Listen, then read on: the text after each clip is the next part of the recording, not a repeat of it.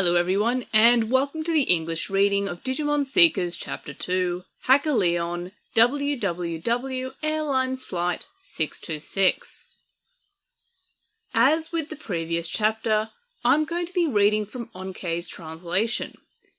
However, Onkei has mentioned that if the official translation improves in quality at all, she will then stop releasing her unofficial version.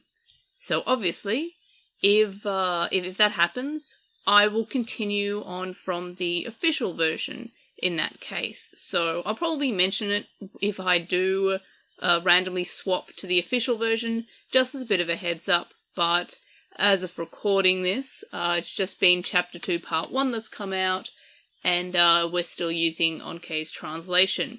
So just a bit of heads up from that. I'm also going to be recording each segment every week or two, rather than the full chapter in 3 days like I did with Chapter 1. So if you were confused by the variation in voices for the characters for Chapter 1, just wait until you hear me try to remember the voices that I'm doing for this chapter. So just apologies about that. Just to reiterate, I'm not a professional voice actor or audiobook reader. I'm just doing this because, one, a lot of people requested it, and plain and simple, it's pretty fun. So, if you are expecting a professional quality audiobook, just expect the same quality or similar quality to the first chapter. I will, however, do my best, so just wish me my best, I guess, in that case. Again, if this is your sole method of consuming Digimon Seekers, I very much encourage that you still visit the official release over on Digimon.net, just so Bandai knows that there's still interest in the series. So just click around, look at the pretty pictures, etc., and that's just my recommendation, just so Bandai knows that there is interest there. So, again, this is a podcast, so there'll be very little to no opinions, same as with the first chapter. But if you are looking for reviews, check me out on YouTube, so it's LostinTranslationmon on YouTube. If you are listening/watching this on YouTube, you're already there, just check out my other videos. As of recording this, I've reviewed the first chapter and Chapter 2 Part 1 with my first impressions, so check that all out on YouTube if you want more opinion pieces than just this, which is more or less just an audio version of the release. Now, with all that out of the way, let's continue on to Digimon Seekers Chapter 2, Hacker Leon, WWW Airlines Flight 626. Chapter 2, Part 1. WWW Airlines Flight 626. There weren't going to be too many people who remembered that airline, flight number, nor the model of plane to which it referred. Not in today's world, where big news stories would frequently bleed together. While plane crashes were not an everyday occurrence, they did happen somewhere in the world almost every year. Although not every crash had a number of casualties in the triple digits. WWW Airlines Flight 626 had reached cruising altitudes somewhere above 30,000 feet after takeoff when it suddenly and inexplicably deviated from its flight path and disappeared altogether. Authorities confirmed that the plane crashed into the ocean, but neither the plane nor its flight recorder were ever recovered. Not a single body turned up. Everyone aboard was eventually presumed dead when, several months later, a piece of the plane washed ashore thousands of kilometres away from the crash site. The cause of the crash was never determined, let alone whether it was an accident or foul play. Theories on everything from mechanical failure to the pilot's mental health were floated, but none were confirmed. There was one person, however, who knew the truth. That a codecracker used an AI known as a Digimon to deliberately crash WWW Airlines Flight 626. This information was not made public because the public would have not understood. A majority of the world wasn't even aware of the existence of Digimon, let alone the digital world. Leon Alexander snapped bolt upright in his bed, his breathing ragged. He'd had the same nightmare again. He hunched over and steadied his breathing before reaching a hand out into the darkness. Soft light lit up the room. "I heard you scream! Are you okay, Leon?" said the Digimon beside his bed. The Digimon was hololized and was the source of the gentle glow. His body cracked with electricity, occasionally setting off little sparks. Pulsemon, child level, beast type, vaccine species. He looked like a small, electrical elf. A lick of fur on his forehead stood out like a lightning bolt, bobbing gently as he worried over his partner. "Were you dreaming about the accident again?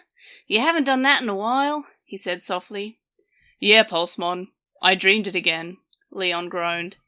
Aided by Pulsemon's light, Leon snatched the bottle of mineral water from his bedside table and twisted off the cap, draining the entire bottle in one go. "Do you need your medicine?" "No thanks, I'm good. Thanks, Pulsemon. Ugh, what a time to be awake, huh?" Leon looked out of his apartment window at the commanding view of Denrin district below. The skyline was barely visible in the pre-dawn light. "You've got an early class today, don't you? Why not try getting a bit more sleep?" Pulsemon suggested. "Nah, I'll just get up now. The class is boring, but the professor's real strict about attendance." The courses were online, but there were always attendance checks and a pop quiz on the lecture at the end, which were a real pain. "Do you even need to graduate at this point? You're basically an Abbott Electronics DDL employee by now," Pulsemon said. "I promised my father that I'd graduate and get a job, so that's what I'm going to do. Besides, being a college student with loads of free time leaves me with plenty of time for other things," Leon replied. "Like ethical hacking?" Pulsemon asked with a playful wink. I should go shower." The nightmare had left his pajamas sticking to him with sweat. Leon Alexander hoisted himself out of the bed and shuffled to the bathroom. Digital World, Wall Slum, 9th Avenue.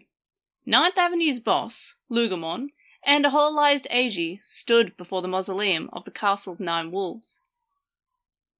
"So you haven't actually got your memories back then?" Eiji asked Lugamon. "I can only tell from the sense here that this 9th Avenue is where I grew up, and later claimed as my territory." The memories themselves were fragmented and lacked detail. "Oh, I see. I hope you'll remember the rest of them someday," Eiji said. "I don't really care either way," Lugamon shrugged. "Oh, really?" Lugamon didn't seem too concerned about whether he had his memories or not. "Do you humans remember everything that's happened to you? Or are you, clinging to those memories?" I don't remember anything prior to elementary school, so no. Are there things from middle school and high school I'd prefer not to remember either," Eiji admitted. Eiji had become a freelance code cracker at the same time that he graduated from high school, so inevitably he'd lost touch with all his friends who had moved on to higher education. "I thought as much," Lugamon snorted. "The stuff that's trivial we tend to forget about anyway, so who cares?" "Well, don't you sound all grown up and tough, like a hard-boiled detective."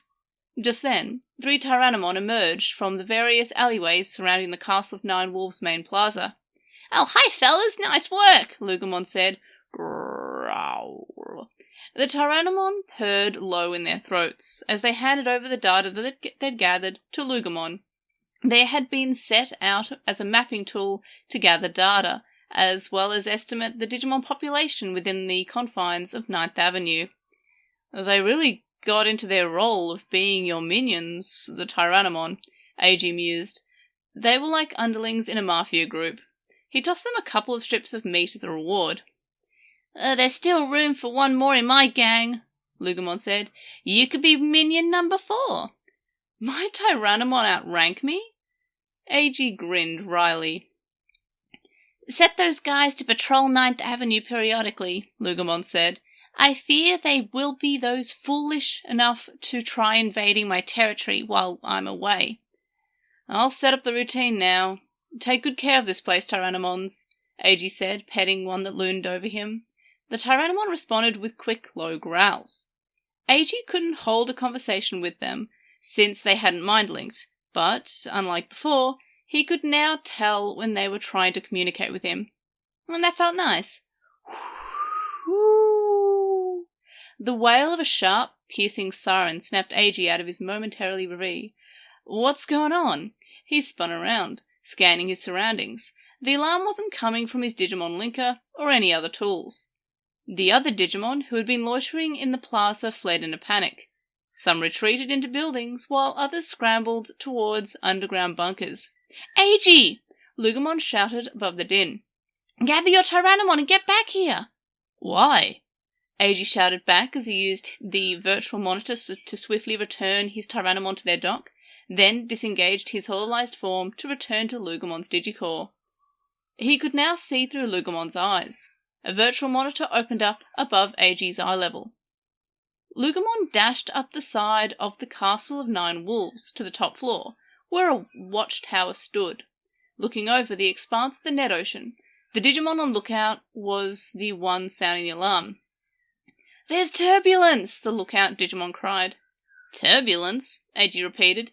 He wasn't entirely sure what that meant in the context of the digital world, but he could tell that it was bad from the frantic Digimon below.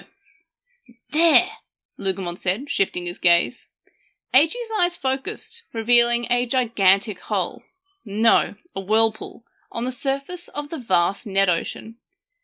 It looked as if someone had pulled the drain plug in a massive bathtub.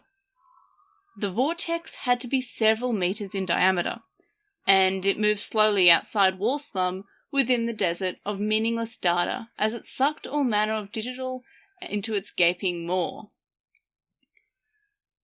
We stand on the security wall that protects the digital world from containment data of the real world, but, of course, no wall is perfect, Lugumon explained.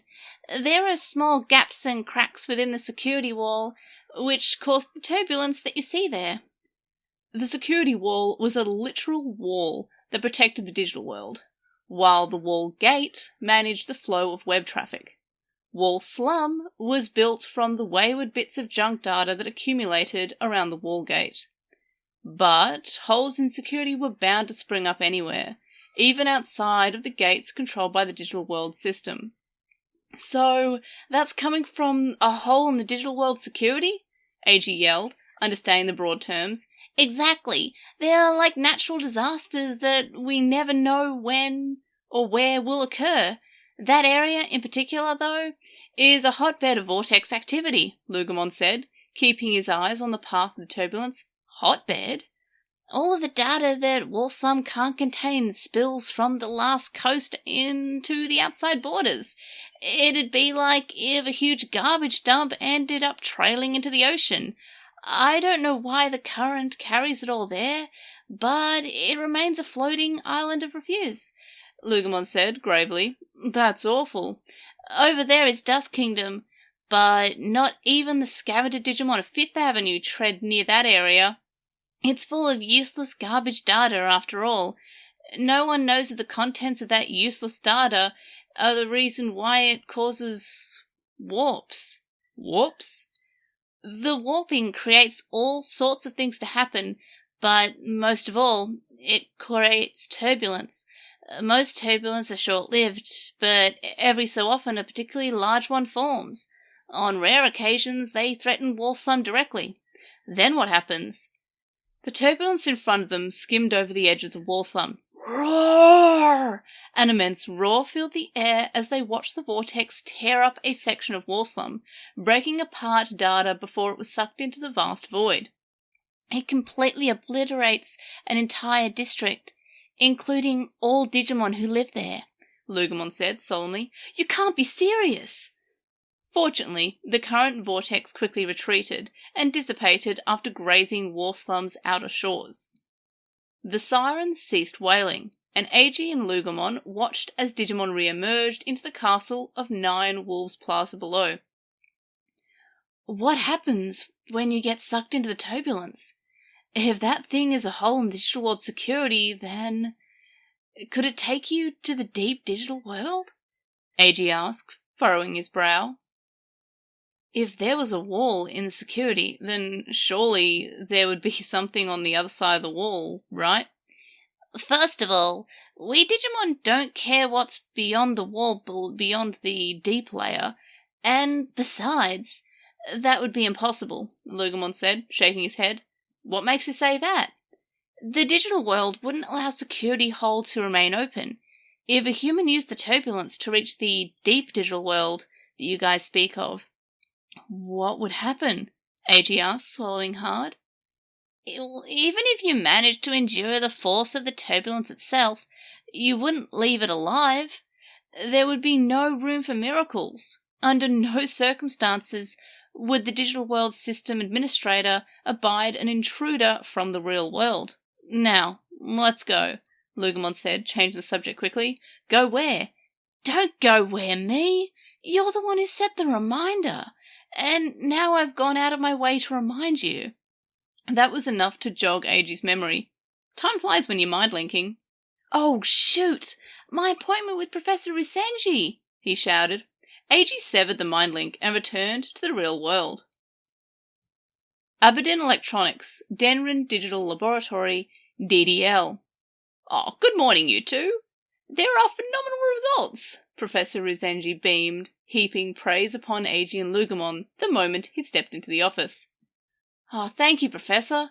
We owe our successful mind link to the Digimon Linker and your tireless work, AG said, smiling from ear to ear. Lugumon's wholeized form sat curled on the sofa.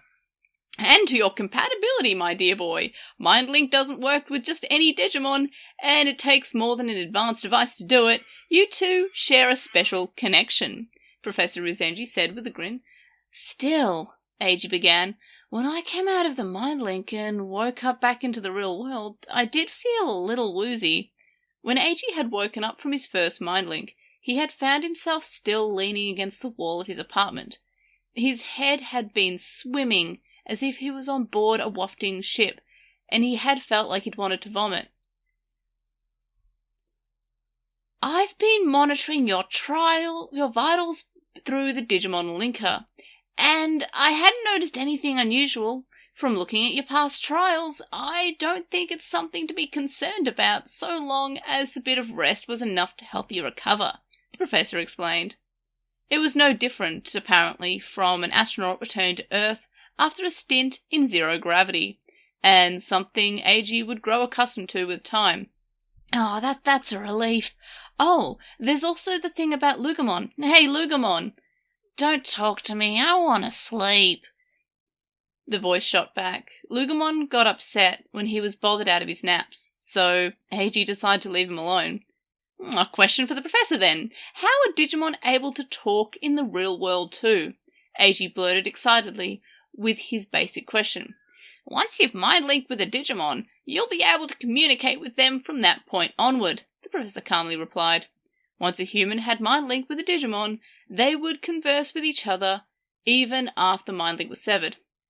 So that means there are more talking Digimon in DDL? AG prodded, extrapolating from the professor's comment about past trials. Oh, that is classified D4. Professor Rusenji answered by way of indirect confirmation. DDL was AE's state-of-the-art research laboratory. The D4 division must be full of exceptional hackers, code crackers, and now, AG suspected, powerful Digimon. Right then, to business, AG said, pivoting to the meat of the meeting. The purpose of AG meeting with Rusenji today was to give the professor his interim report. Professor Rusenji had selected AG to infiltrate the militant team of code crackers known as the Sons of Chaos, SOC, and get close to Tartarus, their mysterious leader, to learn more about the massive operation that SOC were planning. I got word from the interviewer that I've passed the SOC entry exam, AG said, flipping his phone around to show the professor. Said interviewer's avatar, an abstract icon wearing a necktie as a headband, sat alongside the message he'd sent through Grimm, informing AG that he'd pass. What did they give you as the test? To survey the war slums 9th Avenue. That's a danger zone where even code crackers and the Digipolice fear to tread, the professor noted. It was easy for me, thanks to MindLink. Luckily, it also turns out that Lugomon used to live right there in 9th Avenue. It's his old stomping grounds. Did you already know about that? Eiji couldn't help but ask. Well, DDL collected, the professor began, choosing his words carefully, Lugomon from Warslum all those years ago, to keep him safe. Safe from? Eiji asked expectantly. That's classified. D4? Eiji asked, guessing the answer. Quite right. Now, were there any more developments with regards to Lugomon's memory? The professor asked. He only remembered bits and pieces when he picked up his own scent in 9th Avenue. When he evolved to Lugamon, it felt more like he was originally his adult form, and just remembered that his form existed, rather than achieving the evolution, Eiji said, voicing a hunch of his. So he recovered some of the power he'd originally had, the professor said, nodding in acceptance. He couldn't remember much of anything, but the other Digimon of Warslum remembered Lugamon. I believe they called him Demon Wolf of the Castle of Nine Wolves, said Eiji. Lugamon was a big enough boss Digimon that he had 2 names to prove it. So his higher-than-thou attitude was from his original state of mind, I guess. I'm just glad that it wasn't due to bad training on my part, Eiji said, pleased with himself. I'm sure you're already aware, but we have observed errors in Lugamon's memory, what we would call amnesia in humans. The professor stayed on topic. Yes. It's possible that, as he remembers more, he will suffer bouts of mental anguish. If and when he does, Eiji-kun, I want you to be there for him. I want you to face Digimon from the heart. It was clear from the professor's gentle tone of voice that he cared deeply for Lugamon. He wasn't just some AI program to him. You got it, Eiji said, looking over at Lugamon still curled up on the sofa. Whereas Eiji was hololized in the digital world, here in the real world, it was the other way around. When I was hololized in the digital world, I think I got to understand Lugamon a bit better. Like how Digimon feel, I guess? Eiji couldn't adequately put his thoughts into words. Is that so? Well, let me just say that then I feel incredibly fortunate to have met such a young codecracker such as yourself, the professor said. You really mean that? Eiji said, happily. So much has happened since I met you and Lugamon, and now I feel like my life is moving again. That's why I really want to work with Lugamon in the digital world, to change life for the better. Yes, life. I suppose that makes you 2 partners in this endeavour. Rusenji describing him and Lugamon as partners hit Eiji just now. You bet we are! To Eiji, Lugamon was his Digimon partner, who he teamed up with to help one another navigate the digital world. That was how Eiji honestly felt about Lugamon, and Eiji would do whatever it took to make sure Lugamon felt the same way about him. If he could manage that, they could do anything, even grow successful in the digital world and change his life for the better. Oh, that's right, Professor Rusenji said. Here's a little something extra for you, seeing as you got him to evolve to adult. Awesome, a bonus! This was uncharted territory for Eiji. He would never have been able to save up the 100,000 Digicoin, let alone 500,000 Digicoin, in an hourly job, no matter how many hours he poured into it. Now, though, he wouldn't struggle to pay rent or his credit card bills anytime soon. Feeling financially stable was exhilarating. It's sushi for dinner tonight. His small successes in the digital world were paying real-world dividends, and, in turn, affording him the ability to take on more risks in the hopes of reaping bigger rewards down the line.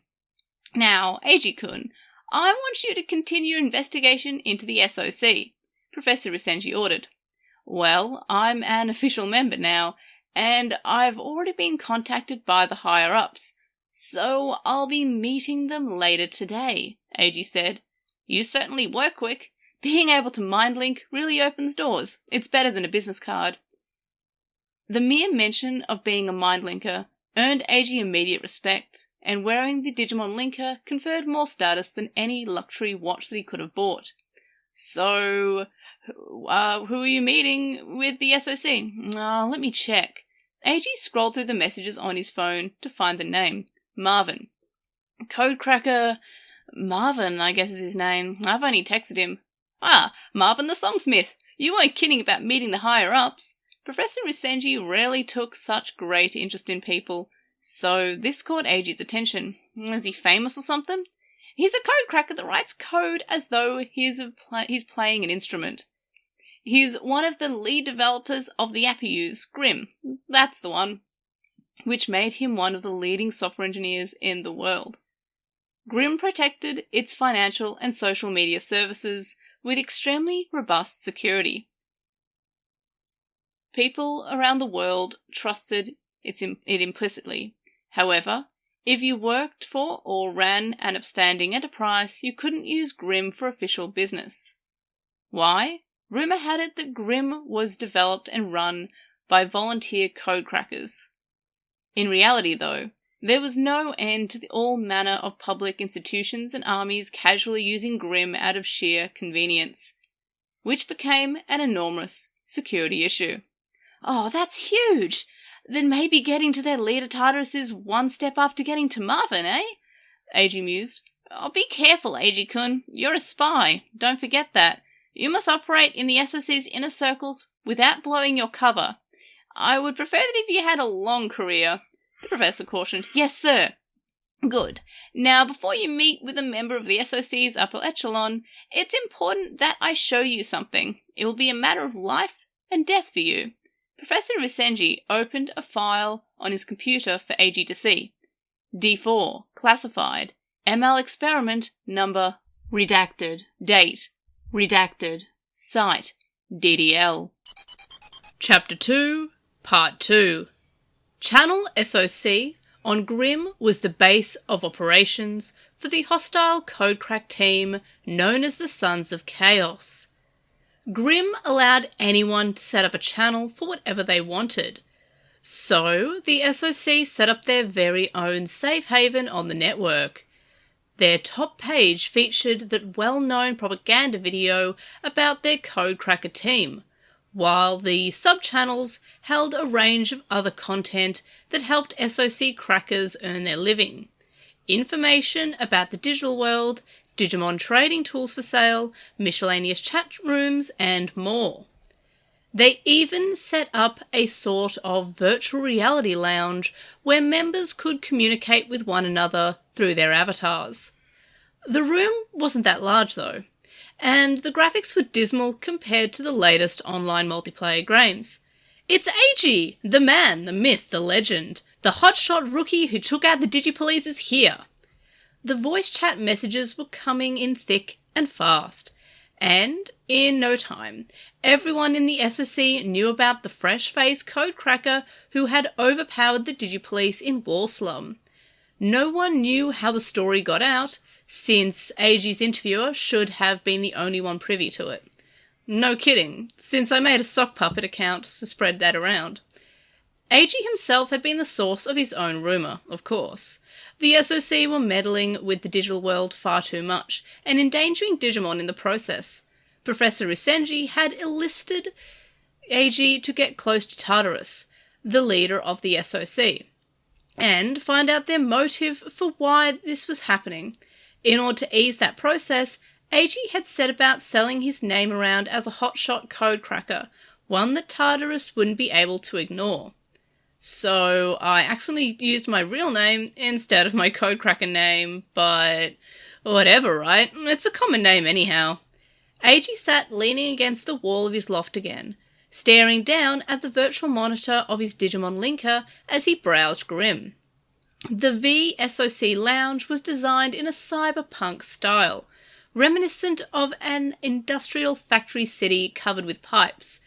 AG stood in it as his avatar while Lugumon sat beside him. Obviously, they were not MindLink. It was evident to anyone that, even with the graphical limitations, whether he was the dot graphics in the Digimon dock, hololized, the realistic presence when MindLinked, or the shoddy graphics of the lounge, Lugumon was clearly a Digimon. Sounds like this cracker AG is a popular guy, Lugomon said flatly. All according to plan, AG said, knowingly. They weren't careless. AG had set his conversation with Lugomon in private mode to keep people in Grimm's open chat from hearing Lugomon's voice.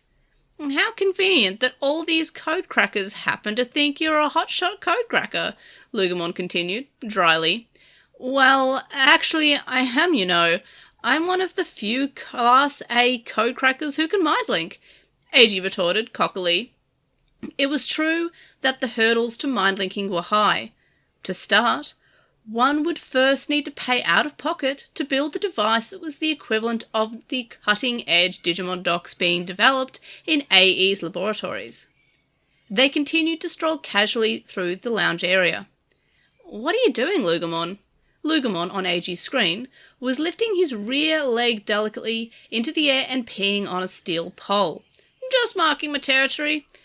You can't run around marking whatever you want. This is the SOC's public space, AG scolded. So I should make the SOC my minions instead? We're spies, so don't attract too much attention, okay, partner?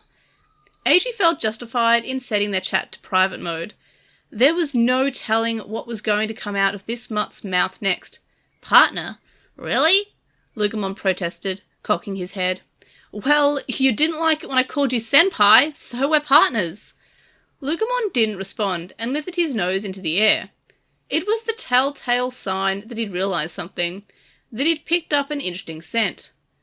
Someone's running a search on me, he said quietly. I'm being watched. Unlike AG, who was at home in his loft, Lugomon actually existed in the SOC channel on Grimm's servers. That bothers you? AG asked. Well, I certainly don't like being stared at. There, that guy's doing it. Lugomon growled, glaring at the large avatar approaching them. It was a black man whose dreadlocks made him look like a reggae musician. A Digimon with broad, mangled wings fluttered like a butterfly above his head. Airdramon, adult level, mythical beast type, vaccine species.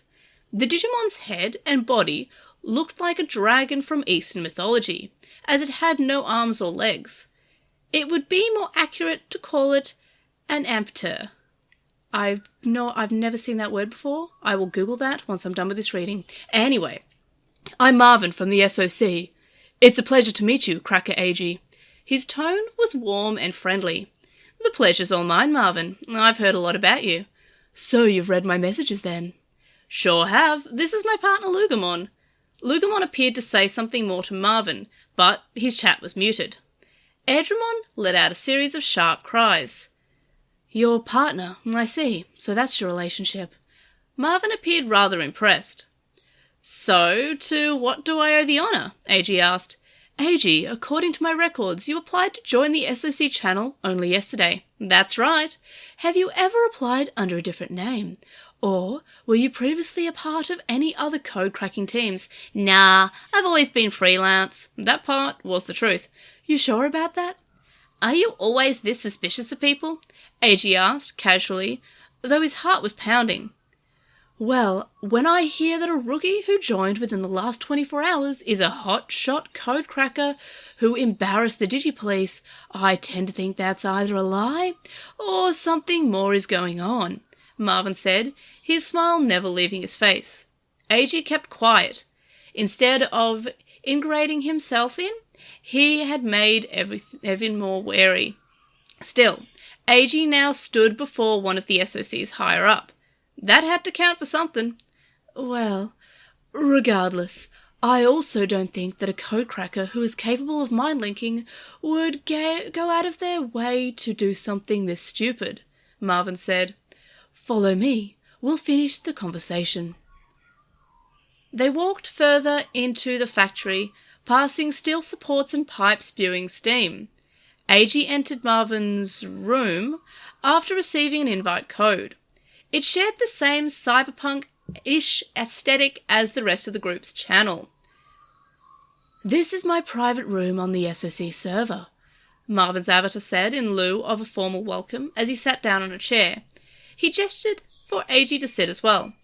AG tried to imagine Marvin in the real world. What kind of person was he? Aside from a genius engineer, of course. So, you're an executive in SOC? AG asked. There's no such thing as official positions among us, but I've got some privileges on the channel, sure. I've heard that you're the engineer who built Grimm. Is that true? I was one of the first core members on the project, but so were a lot of people.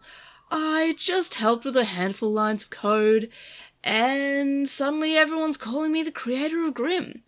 According to Marvin, Grimm was based on a number of different apps built by a multitude of volunteer code crackers.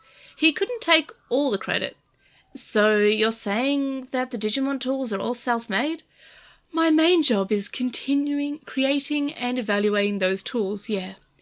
If you want to put it in order, just say the word. First tool's free. Edramon rested on the catwalk above them, its tail tightly coiled around a beam. Lugumon sniffed here and there around the room with interest. Now, down to business, Marvin said. AG, the SOC is planning something big, but we don't have the numbers to pull it off. Well, there it was, the big operation that Professor Usenji mentioned. Oh, don't have the numbers? Aren't there a ton of people in SOC? AG asked, feigning ignorance. There we go, don't know why I'm troubled speaking. Anyway, I'll continue, sorry. Oh, we've got way more members than we need. But what we don't have are code crackers who can mind link and are classified as Class A or higher according to DigiPolice. That's when you showed up. I'll do it, AG said bluntly. Pretty quick answer for someone who I'm sure knows how dangerous the job is. Marvin took a breath. AG's thoughts had only been on his mission to spy on the SOC. He hadn't had the bandwidth to consider the operation's finer details. Dangerous. Yeah, dangerous, sure. Is it that dangerous? AG checked, some worry finally seeping through. Look, you picked a fight with the DigiPolice and won. I get it. Marvin seemed fully impressed by him now. Despite being higher in the SOC ranks, he never once showed any disrespect towards AG. This was how strong of a determined mind-linking was on a code cracker status. Not only in terms of the mind-link performance, but how they were treated by those around them as well. Was that bad? AG was suddenly extremely worried about everything. You gave Section 11's Commandramon unit the boot and incapacitated, sorry, I'm still getting over a cold and my brain's not quite there. You incapacitated their deputy squad leader's Digimon for good measures. That puts a gigantic target on their back. On your back, rather. They'll lock you up and throw away the key if they ever catch you. Digimon, by legal rights, were tools of law enforcement. It would be hard for AG to wriggle his way out of it if he was charged with destruction of police property and obstruction of police business. I guess I did break their confidence. Satsuki-chan got pretty pissed at me too. You got away with making such a big stand against the police because you knew not to make a bad shot, Marvin said, admiringly. AG suspected that Marvin wouldn't still be smiling if he revealed that he told Satsuki his real name. So, this thing, the big operation you're planning, is Tartarus involved? AG asked, laser-focused on his goal. You curious about our leader? Well, yeah, their code-cracking skills are legendary, and I'm only interested in the SOC because I'm interested in Tartarus, right, Lugumon? Woof! Lugumon barked and took off, dashing from one end of the factory floor to the next. Edramon tossed something with its tail. Lugumon ran to fetch it, bringing back the object in his mouth. Is that a ball? AG asked, distractedly, staring at the scene before him. Your Lugumon sure is a vigilant Digimon, but you've got him well trained, Marvin said as he got up and walked towards Lugumon. He has never really been around anyone but me, and is a wolf, not a dog. AG grew worried. Lugumon glared at Marvin with open hostility, as if to say, Take this ball from me, I dare you. Who's a good boy? Go get it. Marvin tossed something into the air. It was data, a bone-shaped treat. Woof. Lugumon barked and took off at full speed, eyes locked on the morsel. For being a wolf, He sure acts like a dog. He never does any of that stuff for me, AG blurted out, suddenly a little bit jealous of Marvin. Our leader Tartarus seldom makes an appearance, Marvin said abruptly. Sorry? Tartarus is a mystery even to us higher-ups in the SOC, but of course it is Tartarus who has personally ordered us to carry out this operation, Marvin explained as he sent AG another invitation code. Operation Infinity, it read. Quite the name. Here's the channel where we discuss plans. I'll share the files with you. It's happening tomorrow, Japan time. I'll divulge further details once we're all assembled here. Marvin was being very careful not to let any information leak. The only thing that AG currently knew was the operation name, time of assembly, and that they would be meeting in Marvin's room. It goes without saying that you must be MindLink. I'll loan you the money for anything else that you might need. Great, I'll message you later then, AG chirped, desperate to take advantage of the stroke of luck. An organisation as big as SOC must have boatloads of money off their activities on Grimm. He imagined he could expense whatever he wanted, whether he had receipts or not. All right then, catch you later. Actually, there's one more thing. Marvin's words stopped AG and Lugumon as they were leaving. Do you know anything about the Black Agumon? Marvin asked. Nope, AG quipped. The silence persisted. He was desperate to fill it. But I do know that there's someone looking for it. Oh, that's us who we are offering to reward for it, the SOC. What? That's 100 million DC reward. AG was floored. Marvin's avatar data crossed its arms.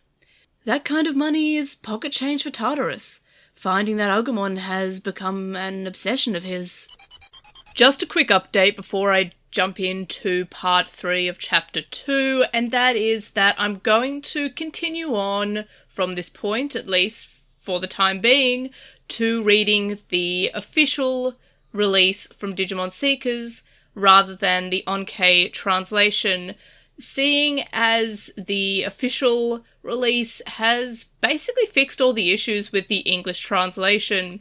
So, of course, thank you to Onkei for the unofficial fix of the translation, but it is great to see that the official release seems to have improved its overall translation.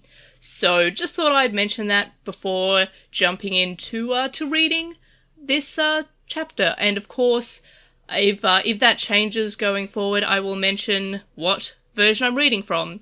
So, with that out of the way, let's continue. Chapter 2, Part 3. All the members set to participate in Operation Infinity gathered in Marvin's Channel SOC room. They numbered 8, including AG. Everyone's an avatar, naturally, but no Digimon accompany them. A virtual monitor displays the briefing for the operation. It's an overseas operation, AG said to himself, swallowing hard. There are no borders in the digital world, but there are on the networks in the real world.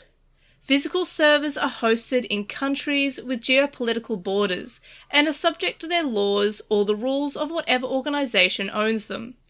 The large-scale operation the SOC had been talking about was nothing less than the hacking of a foreign nation server, the nation of X. They're near the bottom in terms of GDP, but they're notorious state sponsors of terrorism, Marvin said matter-of-factly. Some dictator or other had ruled over the nation for decades now. I've heard of them on the news, AG said quietly. You okay, AG? The other SOC bigwigs turned to look at the fresh face, having a somewhat naive reaction to the proceedings. So, we're just gonna mess these guys up because we don't like them for some reason? Is that it? The room erupted in laughter. AG began to suspect that most of the people in the room were not Japanese. Sorry, AG man.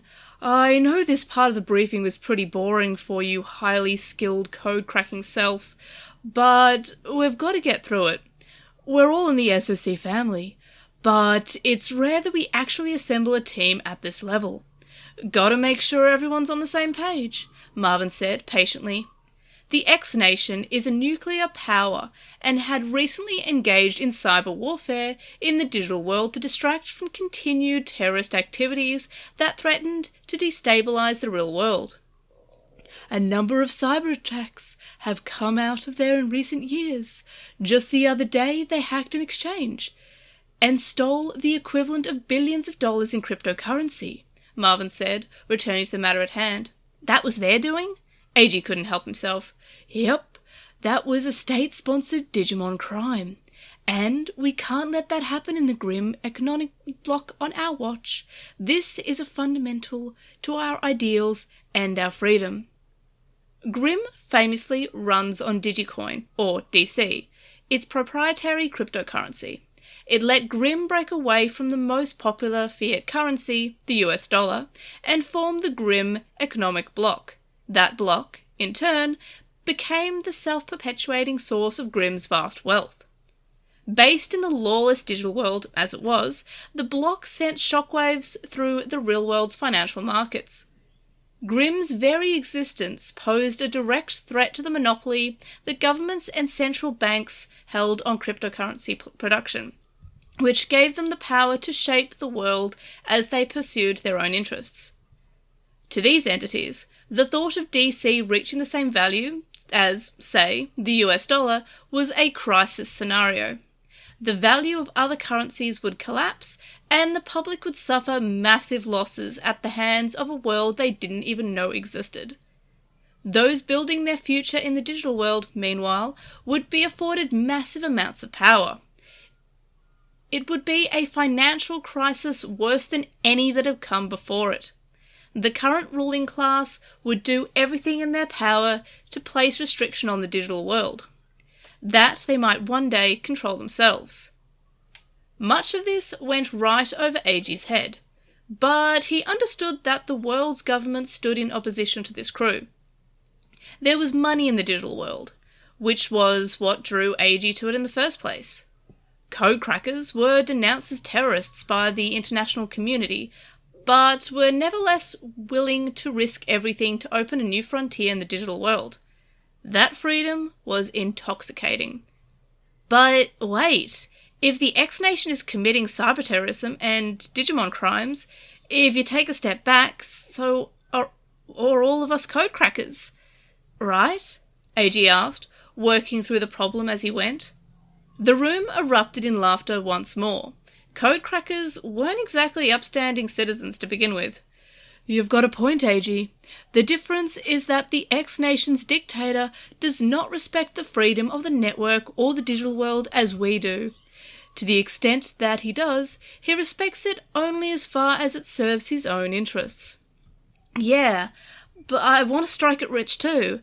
Isn't that why we all became code crackers, to change our lives? Well, that brings me to why we want to target the X-Nation.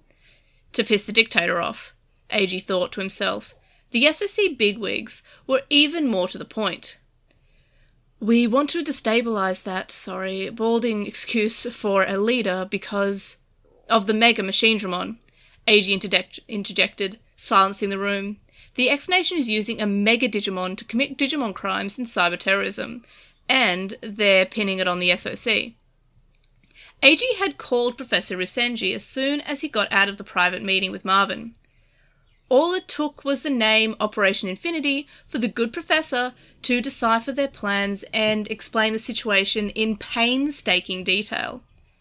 It all came back to the dictator of the X-Nation, and the fact that only they had a Mega Digimon. Back in the present, Marvin took a sharp breath. So you know all about that, huh? Digimon crimes rarely make the news unless they lead to major accidents. That's how they remain a secret from the general public. You want to get back at the dictator who made you look bad? Damn right, you underestimate us, you pay the price, Marvin yelled. It was pure mafia logic. Make us look weak, and we'll get you right back. That's just how life as a code cracker worked. Everyone was here. This was it.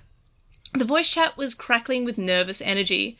Even their avatars looked stiff and twitchy. Seeing as there are some fresh faces here, allow me to introduce myself. I am the leader of the SOC, Tartarus, and I will be running this operation, a voice said above all the others. AG swallowed hard. Tartarus is here.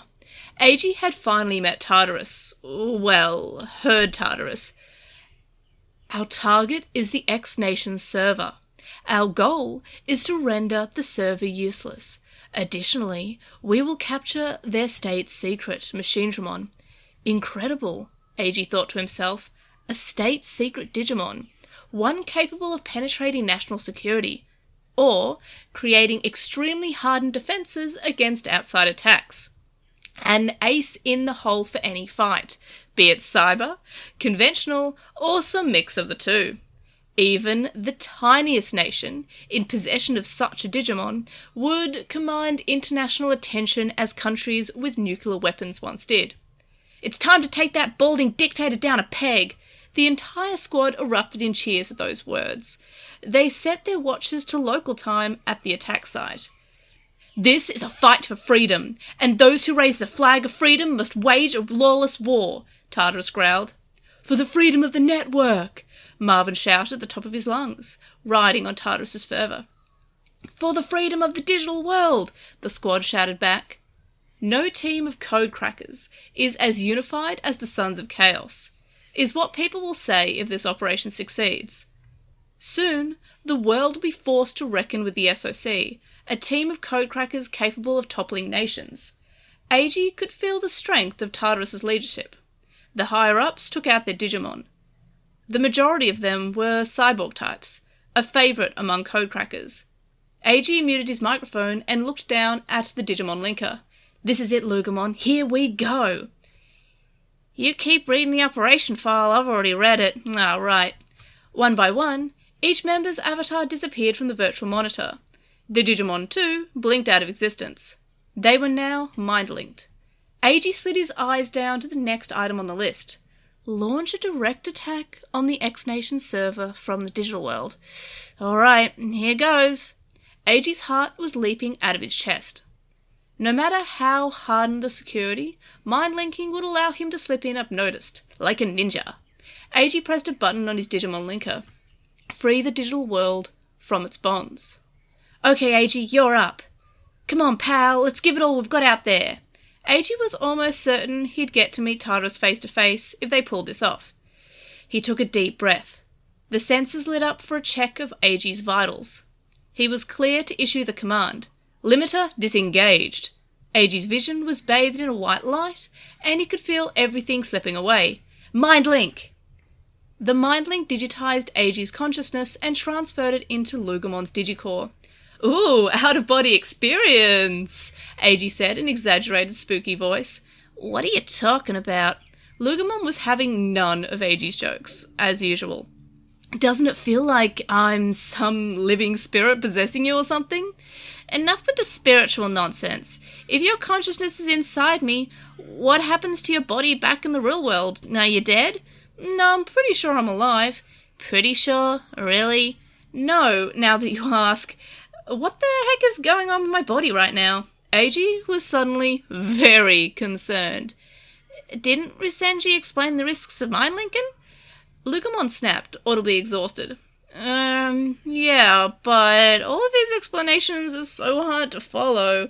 I do remember him telling me to mind link somewhere private so people won't see me. He recommended the toilet. Did it look like he was asleep while he was mind-linked, or more like he'd passed out? I'd laugh if you peed yourself when you sever the link, Lugamon said with a chuckle. I knew I should have sat on the toilet, AG groaned. You'd give yourself hemorrhoids, Lugamon shot back. Lovely. I wonder what the SOC bigwigs are doing. AG held up his end of the conversation, but he kept turning Professor Risenji's words over in his mind. Now, before you meet with a member of the SOC's upper echelons, it's important I show you something. Something that is a matter of life or death for you, Professor Risenji said, opening a classified file on the monitor in his DDL office. D4. Classified. ML experiment. Number. Redacted. Date. Redacted. Redacted. Site. DDL. The title card of the video was heavily redacted, but AG could tell the ML stood for MindLink, and that D4 referred to the classified division inside of DDL, which meant that this footage was of a previous test. It was taken from a camera attached to the ceiling. A person dressed in a special suit sat on a sheet laid atop a bed. The suit was connected to something just out of frame by a cord, and they wore a helmet covered in censored on their head. The whole get-up prevented AG from gleaning anything else about them, but they were obviously the subject of a mind-linking test. "Who is that?" he asked anyway. It was worth a shot. "A hacker who worked at the laboratory," Rusenji answered calmly. "And a fantastic one at that. They'd logged more hours mind-linked than anyone else at that time. In fact, I believe their record in the simulator still stands." The video sped up. The test subject laid down and was strapped in. AG was trying to figure out which Digimon this person was trying to mind-link with, but something awful happened before he could ask. A gasp stole his question. There was no sound on the video, so he couldn't tell what, if anything, was being said. Then again, he didn't need to. The hacker was convulsing wildly, as if they were being electrocuted. Had they not been securely strapped in, they would surely have fallen off the bed, risking further injury. Medical staff came rushing into the picture, futilely trying to hold the hacker still. AG watched as they let out several silent screams. A few moments later, the hacker was motionless. The staff set about removing the suit, and the video cut out as they began removing the helmet. "What happened?" AG asked, swallowing hard. "The partner Digimon ran into trouble. We theorized that this overloaded the mind link," Rusenji said flatly. "Overloaded it how?" "You haven't read the manual yet, have you?" The professor asked admonishingly, his shoulders slumping. "I'm more the learn-by-doing type." "I shouldn't need to tell you that mind-linking is extremely risky," Rusenji said. AG instinctively nodded in response. "Extremely, you say?" "As a result of fusing with the Digicore, your ability to communicate with and issue commands to your Digimon increases greatly. The speeds are otherworldly, but there is a limit to how long you can stay in this state." "Okay. This time limit depends on the level of training and physical conditioning of the hacker or codecracker, their compatibility with their partner Digimon, and the Digivolution level of the same." "Right, the Digivolution level. For a rookie-level Digimon like Lugumon, the countdown is quite slow. This explains how you were able to spend so much time in Warslum. Should Lugumon digivolve to the champion level or beyond, time will tick away far faster. Suppose, through a chain of unfortunate events, Lugumon digivolves to Mega Stage, AG posited. "I imagine that the mind-link window would be quite short indeed," the professor said. AG gulped. "Why is there a time limit?" AG wondered aloud. "There is an upper bound on the amount of time one can remain mind-linked. I call it the limit line. Spend any amount of time above that line, and your consciousness will fuse with the digital world, trapping it there." "When you say fuse," AG began, "the Digicore is placed under immense strain as well, and, in the worst-case scenario, it would be completely destroyed. At the very least, it can lead to memory errors. I'm guessing that the hacker in that video went over the limit line. What happened to them?" "DMIA." Rusenji enunciated each letter carefully. DMIA? It was obviously an acronym, but the meaning was lost on AG. Digitally missing in action. That's the designation for those who are lost to the digital world while out on an assignment. That hacker that you saw in the video, for instance, is one such case. Their consciousness will never find its way back to the corporeal form in the real world, and will likely never track it down to the digital world, the professor said quietly. AG flinched, disturbed by what he was hearing. People were completely lost, doomed to wander the digital world? So then, the body. What do you do with the body? That can't go to the digital world, right? AG was grasping at straws now. "We left it in the lab room. It is now an empty husk." The professor replied, underlining the poor hacker's misfortune. "You just left it there?" They'd quite literally given up the ghost. There was no chance the hacker would ever be revived. AG flinched again.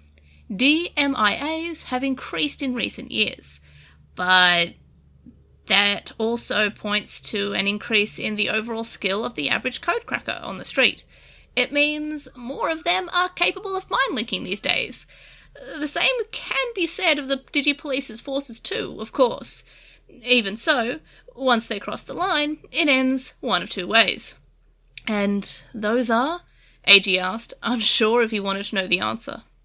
The vast majority of codecrackers aren't found in time and die once their bodies fail. I imagine that would be your fate, the professor said gravely. Oh, very comforting.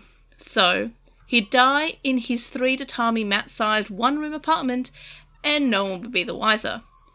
His rent was paid via automatic withdrawal from his bank account. With his newfound savings, it'd be several months before an overdraft hit, meaning his neighbours would complain about the stench of his rotting corpse long before anyone else came to check on him. He'd just be another loner who died of unknown causes. Or, if you're lucky, you're found unconscious and taken in for medical treatment. You'd be in a coma, but your body would be looked after. For a time, anyhow.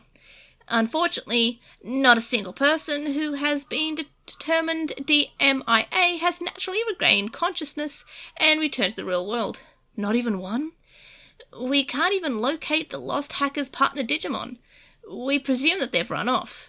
Even if we did find them, the hacker's consciousness would likely have fused to their partner's digicore. Eiji was speechless. So long as he respected the mind-link time limit, he'd be able to put on quite the show. But it was a heck of a risk. For safety, I've said another line, the C line. C for caution. This is the line at which you stand the best chance of returning to the real world naturally, if you sever the mind link and exit the digital world. Sever the mind link at the C line before reaching the L line. Simple enough. The Digipolice follow this system to the letter. You may think them hasty when they sever their mind links, but now you know there's a very good reason why. Chapter 2, Part 4. Geopolitical borders matter on the real-world network. Governments can, if they choose, refuse connections originating from other nations. They can also, and probably have at one time or another, cut the fibre optic cables running across the seafloor, or taken their network satellites out of orbit in order to physically restrict access. The digital world has no such borders, which is something of a security issue, to put it mildly. What the SOC is about to do, hack into the X nation's server and commit cyber terrorism, is illustrative of that issue. Their defense? That code crackers just like them, but under a dictatorship, which is bad, have done the same. Lugumon tore through the digital world at the speed of light. What do you think Tartarus will do once they have this state-secret Mega Digimon? AG asked.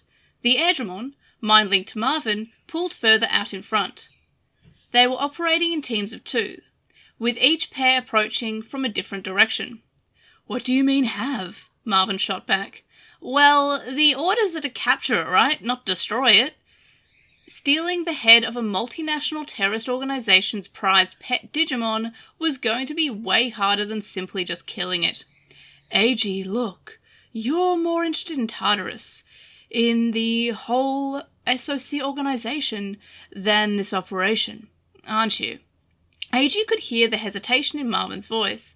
Well, man, this operation has been all I can think about. I didn't sleep last night.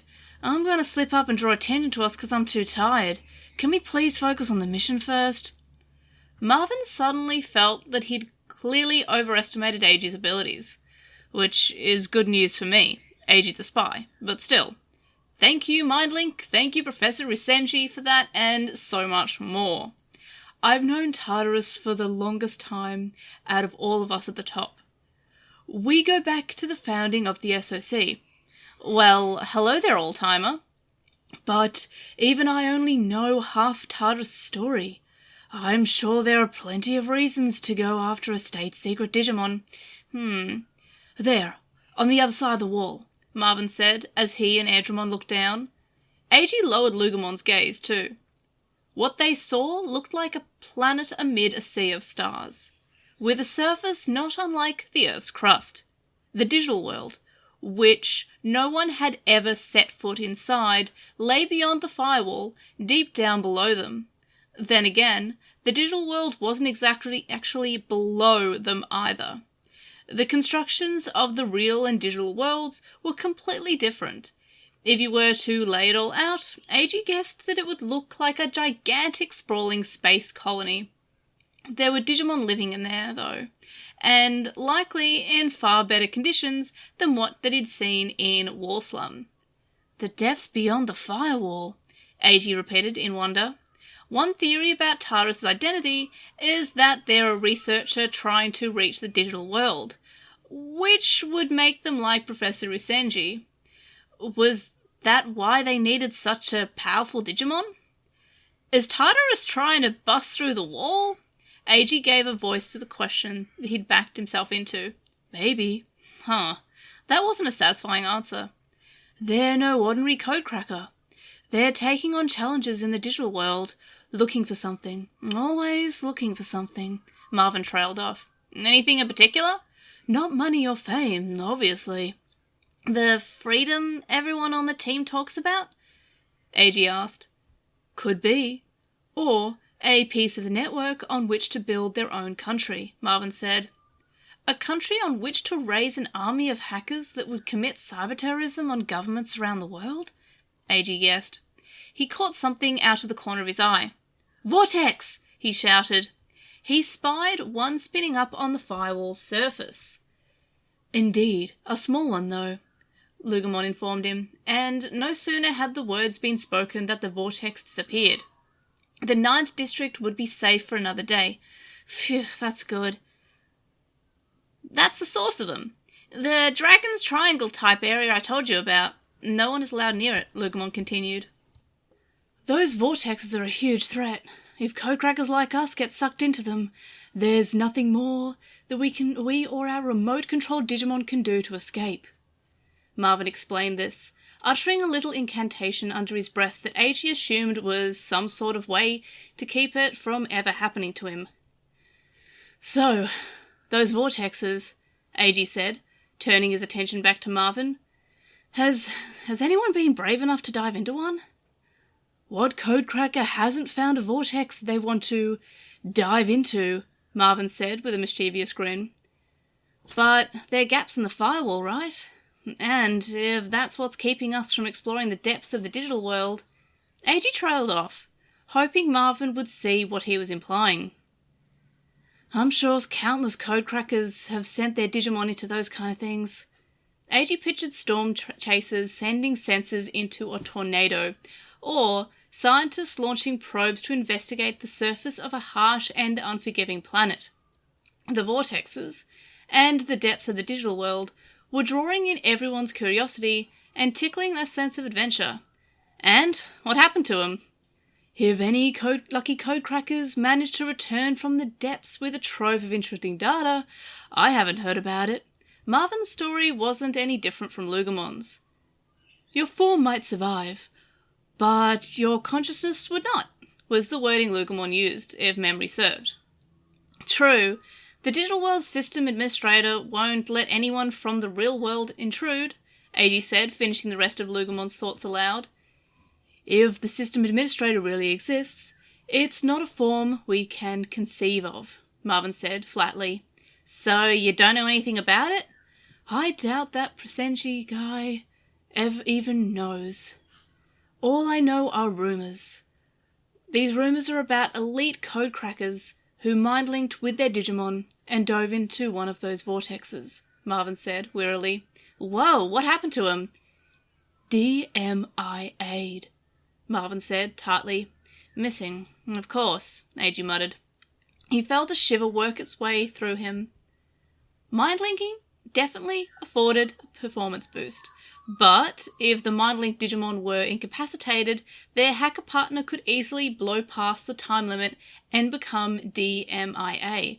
Worse, if the Digimon died, their Digicore, along with the human consciousness fused to it, would be destroyed too. There's a story going around that says you'll catch a glimpse of the system administrator if you do go through one. But, like all good ghost stories, they say it kills you. Marvin said this with a wry smile. Say what?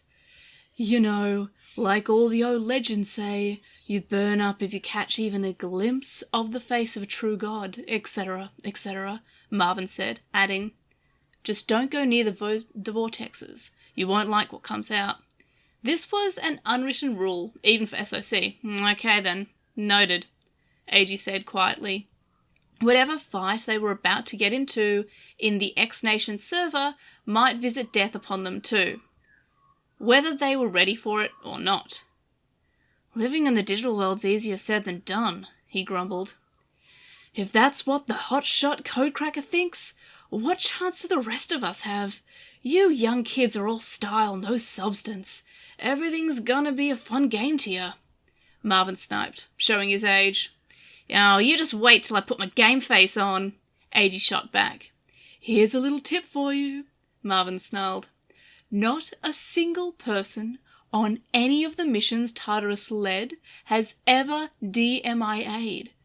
So, that's Tartarus's leadership credential. Not bad. Everyone must really trust Tartarus. They have some charisma. If they could organise an entire attack team within the SOC, that counted for something. Enough talk.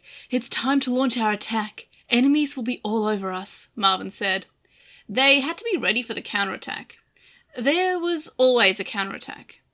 AG instinctively flicked his virtual monitor aside and engaged his scanners. They were rising up toward the surface of the networked seas. The islands and boats that represented real-world servers floated on the surface. Among them was the X-Nation server, the target of their attack. The outward appearance of the server was, in a word, gaudy. A statue of the dictator towered above them in all its glory. We're really gonna go right into the old dude's statue? AG was suddenly reminded of the time he entered a giant Buddha statue in northern Kanto when he was a kid. Spinning needle! With a flap of its wings, Edgemon sent out a knife-like wave that mowed down a horde of Digimon belonging to the X-Nation's defense forces. Soldiers in the dictator's own army. Professionals, though clearly not battle-tested. Howling fire! Hellfire poured from Lugamon's mouth, covering an entire street in unextinguishable flame and stopping the defense forces in their tracks. Nice one, Marvin said, tossing AG and Lugamon a compliment. Are you sure I should stay a rookie? Lugamon asked. Edgemon was a champion, and Lugamon clearly wanted to digivolve into Lugamon so they could be on equal footing. We're a two-person team, and I want you two to back me up. Stay a rookie, so you can budget your mindling time and get us out of the fight faster. The tool I've sent you has a timer on it, right? Marvin replied. When Marvin said he could get anything AG needed, AG had requested some tools of Marvin's own making. Yeah, I see it on the bottom right, AG said, shifting his vision to the corner of his virtual monitor. The timer was ticking down pretty slowly thanks to Lugamon remaining a rookie. Each tick was roughly a second. Marvin, the myling tools you made are awesome. They're so intuitive. Yeah, I'm glad I'm an engineer too, Marvin joked. AG could see exactly how much time that he had left. 0 was the L line, so he wanted to finish his duties before he hit the C line, just to be safe. Edgemon was a champion, but this wasn't Marvin's first digital rodeo. AG reckoned they had more than enough time. AG, you, me, Edgemon and Lugamon are the keys to the whole operation, Marvin barked. I like the sound of that, AG chirped. All the support teams are engaged in full frontal cyber attack on the server. Even the team trying to infiltrate the server is a decoy for you and me. We're going to head straight for the secret Digimon. So, do your best to conserve that mindling time, Marvin said as they emerged from a wireframe tunnel. Real-world servers were about the least organic things that AG had ever seen. They looked like a retro game from decades past. It was wild how much they changed up the scenery. What I'm hearing is, you and I are going to capture that beastly Mega Digimon. The resistance wasn't nearly as stiff as AG expected. The support teams must be doing a great job of keeping everyone busy. Something's up ahead, Lugumon said suddenly. A few moments later, Airdramon came to a stop at the end of the tunnel. It had been blocked off. That's huge! AG shouted, looking up at the door. It had to be 4-5 stories tall. You think this secret Digimon is on the other side of this? Nice work, Lugumon. I've got a good nose, Lugumon said. Busting through this lock is going to be a pain. Marvin spat as Airdramon calculated the distance to the door. Nah, Lugumon said casually and approached the door. What are you doing? AG asked, unease seeping into his voice. Set your tool to decode, Lugumon commanded. Okay. Decode mode. The interface on Lugumon's forehead began to glow. What? Wait, are you serious? Marvin yelped, stunned. In an instant, the progress bar leapt to 100% decrypted. The massive door unlocked, and the deep, mechanical rumbles of the massive door sliding open filled the tunnel. I guess I'm good at unlocking doors, Lugumon said, slightly surprised. Marvin's Airdramon did a quick twist in the air in a show of appreciation. You two could probably rob the central bank's vault without breaking a sweat. Go check all the bank vaults in New York and tell me if they're really packed with gold bars, would ya? Marvin joked. Yeah, pass. That'll get arrested for sure, AG retorted, trying to hide his own astonishment at Lugumon's apparently infinite potential. The massive door to the X-Nation server was now wide open, revealing a vast, yawning darkness. From somewhere within rose a low, mechanical roar. Machinedramon, the X-Nation's state secret. Its criminal record included cyberterrorism, wire fraud, cyber attacks on the networks of enemy nations, and a litany of other charges. This was humanity's greatest foe. It was a veritable Frankenstein's monster built from the parts of various other cyborg-type Digimon. It was, in a word, massive. Entrance to an aircraft hangar massive. Its gleaming silver body recalled the contours of nature's most formidable carnivorous dinosaurs, and, upon its shoulders, rested the massive barrels of its infinity cannon. Machinedramon. Mega. Machine. Virus. Yo, this is too much! AG yelled, quaking with fear. Codecracker or not, AG was never going to take seeing his first Mega Digimon in stride, much less one that he was supposed to capture. It's nothing more than a dog on a chain. Less even, Lugumon growled. What are you talking about? AG asked. Look at it. It's held in place by a bunch of tools. Lugumon was right. Machinedramon was latched to the docks of this massive hangar inside the X-Nation server, bound hand and foot by cuffs of code. The beast let out another series of low roars. Neither AG nor Marvin could tell what it was trying to say, but the roars didn't sound particularly angry, sad, or vengeful. They were lifeless. They won't let it live, but they won't kill it either. They're just wringing every available bit of power out of it. What a pathetic existence. Lugumon looked at Machinedramon with an unusual amount of sympathy. This was a fate Lugumon wouldn't wish on any creature. Marvin's Airdramon advanced. Hit it with all you've got. AG, back us up. Yeah, you got it, AG said uneasily. Airdramon, Digivolve! Airdramon began to glow. Its lower half turned serpentine, like the Nagas of ancient myth. Its upper half took on a muscular, more humanoid form, albeit still half machine. It grew even larger than Aidramon's champion form, and its robotic armor trappings made it look even more like a soldier ready for war. Megadramon, Ultimate, Android, Virus. An Ultimate! Megadramon! AG gulped. Marvin's Digimon had just upped the pressure significantly. The Songsmith was ready to start the show. Ultimate Android Digimon are programs built to destroy.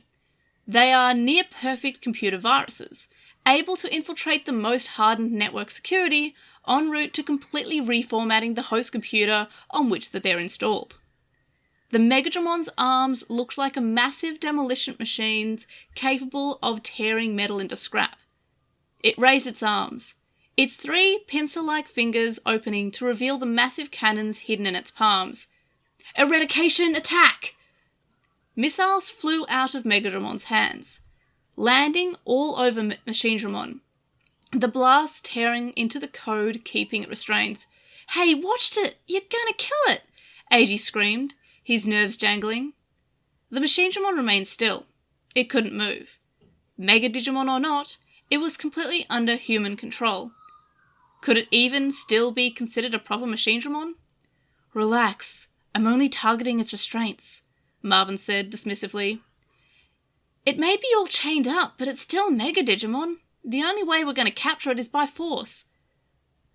By force? "Gotta bust this thing out of its chains and use our own capture tools on it. Time to tear him up," Marvin growled, crossing Megadramon's arms. "Ultimate Slicer!" A cross-shaped slash briefly filled the air, shredding the data that held Machinedramon in place. That did it. Pop, crack, kiss, pop, pop, pop. Firewalk-like sparks filled Eiji and Lugamon's sight. Electrostatic charges. The constant flickering and rumbling completely disoriented Eiji inside of Lugamon's Digicore. "Yeah, what the heck's with the flashing lights?" Electricity is the lifeblood of Digimon, but too much of it can overload their system and break them from within. In the absence of visuals, Lugamon's turned to its nose. "Mega, deity, vaccine? Did you say Mega?" Eiji squeaked, his voice cracking as he took in the data on his monitor. There was another Mega Digimon in here? The light gradually faded. Lightning-like pulses of electricity danced along the walls as sparks leapt across the open air of the hangar. Whoosh! A rush of air. Neither Eiji nor Lugamon could believe what they were seeing. What the? No, Megadramon! Chapter 2, Part 5. Neither Eiji nor Lugamon could believe what they were seeing. Marvin's mighty Megadramon, which looked all-powerful mere moments ago, was now motionless and spewing smoke. Its cyborg armoured arms hung limp at its sides, massive gashes torn into the metal. What could possibly have cut into it that deeply? Nito Serai! Twin sword slashes ripped through the air at those words, destroying everything in their path. Lugamon continued to search for whatever had done this. One of the X-Nation's defensive units? It seemed impossible. "Marvin! Hey, Marvin!" Eiji shouted, but heard no reply. This was bad, he thought to himself. Megadramon must have shut down from all the damage. He couldn't even talk to Marvin. When people mind-link to their Digimon, the Digicore is safe so long as the person doesn't hololyze themselves, or otherwise leave the core's confines. If the Digicore doesn't take any damage that the human within won't, either. If the core gets damaged, or the Digimon loses consciousness or otherwise ceases operation, the human consciousness within loses all contact with their Digimon and the outside world. "Hey, new guy!" A voice in chat from one of the other pairs of SOC leaders pierced the silence. They had made short work of the defences on their way to the meet-up point. "Machinedramon hasn't been captured yet?" one of them yelled, startled. "Whoa, what happened to Marvin?" the other said as they both rushed over to Megadramon's side. "A sneak attack took out Megadramon, and I can't reach Marvin." Eiji gave a panicked summary of the situation. They got him? "We were supposed to draw the defense forces away from you guys." The pair were utterly bewildered. "If the defense forces didn't do it, then you don't think it was the Digipolice?" Eiji blurted out, panic filling his voice anew. The SOC pair shot that theory down immediately. This was above everyone's pay grade. If it came to light that the Japanese police had also hacked the X-Nation server, it would be the definition of an international incident. It was incredibly risky to do it so openly. We're up against another mega-level enemy. Everybody stay... Wait, what was that? A cloud of static? Digital noise? There was nothing there, and yet... Eiji could see something catching the light. No sooner had that thought crossed Eiji's mind than a force threw him and all the others against the wall of the hangar. An electric shock ran through the wall, and, from a purple electric cloud, emerged lightning personified, Kazuchimon. The creature held twin blades crackling with lightning. Its clothing and obi-like belt recalled the Japanese god of thunder, Take Mikazuchi, from whom it likely took the inspiration for its name. "Oh, that thing is deadly," Lugumon squeaked, trembling. The fear hit Eiji through the mind link. Kazuchimon could take on 1,000 of them with its horrific blades. It had honed its body and mind to absolute perfection. Its place as a Mega Digimon was well deserved. Eiji felt faint. Mega followed after Ultimate level Digimon.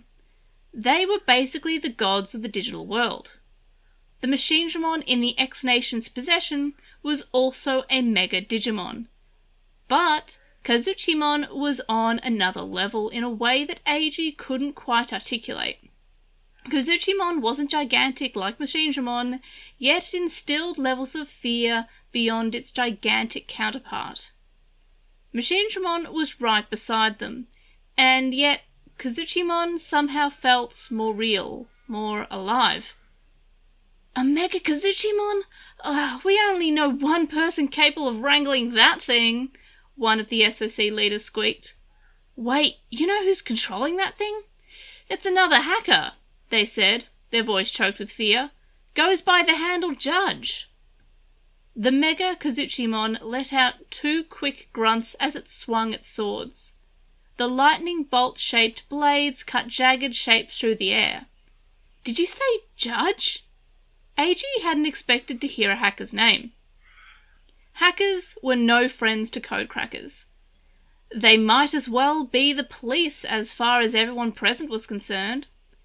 The only difference was that the police was their ability to open investigations and issue arrest warrants. They were, in theory, public servants. Hackers, on the other hand, were private citizens on the internet with a penchant for vigilante justice. Self-governance types. Self-righteous types. Codecrackers fought for the freedom of the network, but there would always be those who didn't think the network should be so free. They wielded their so-called justice like a cudgel. Hackers had all sorts of ideas about what justice was, but all agreed on the need for it. That kept them from seeing eye to eye with codecrackers. Each group talked past the other. At last, Kazuchimon's dart appeared on Eiji's virtual monitor. He noticed something right away. "A mind link! Lugumon, that thing is... it wouldn't be able to unlock the full extent of its mega-level powers without one."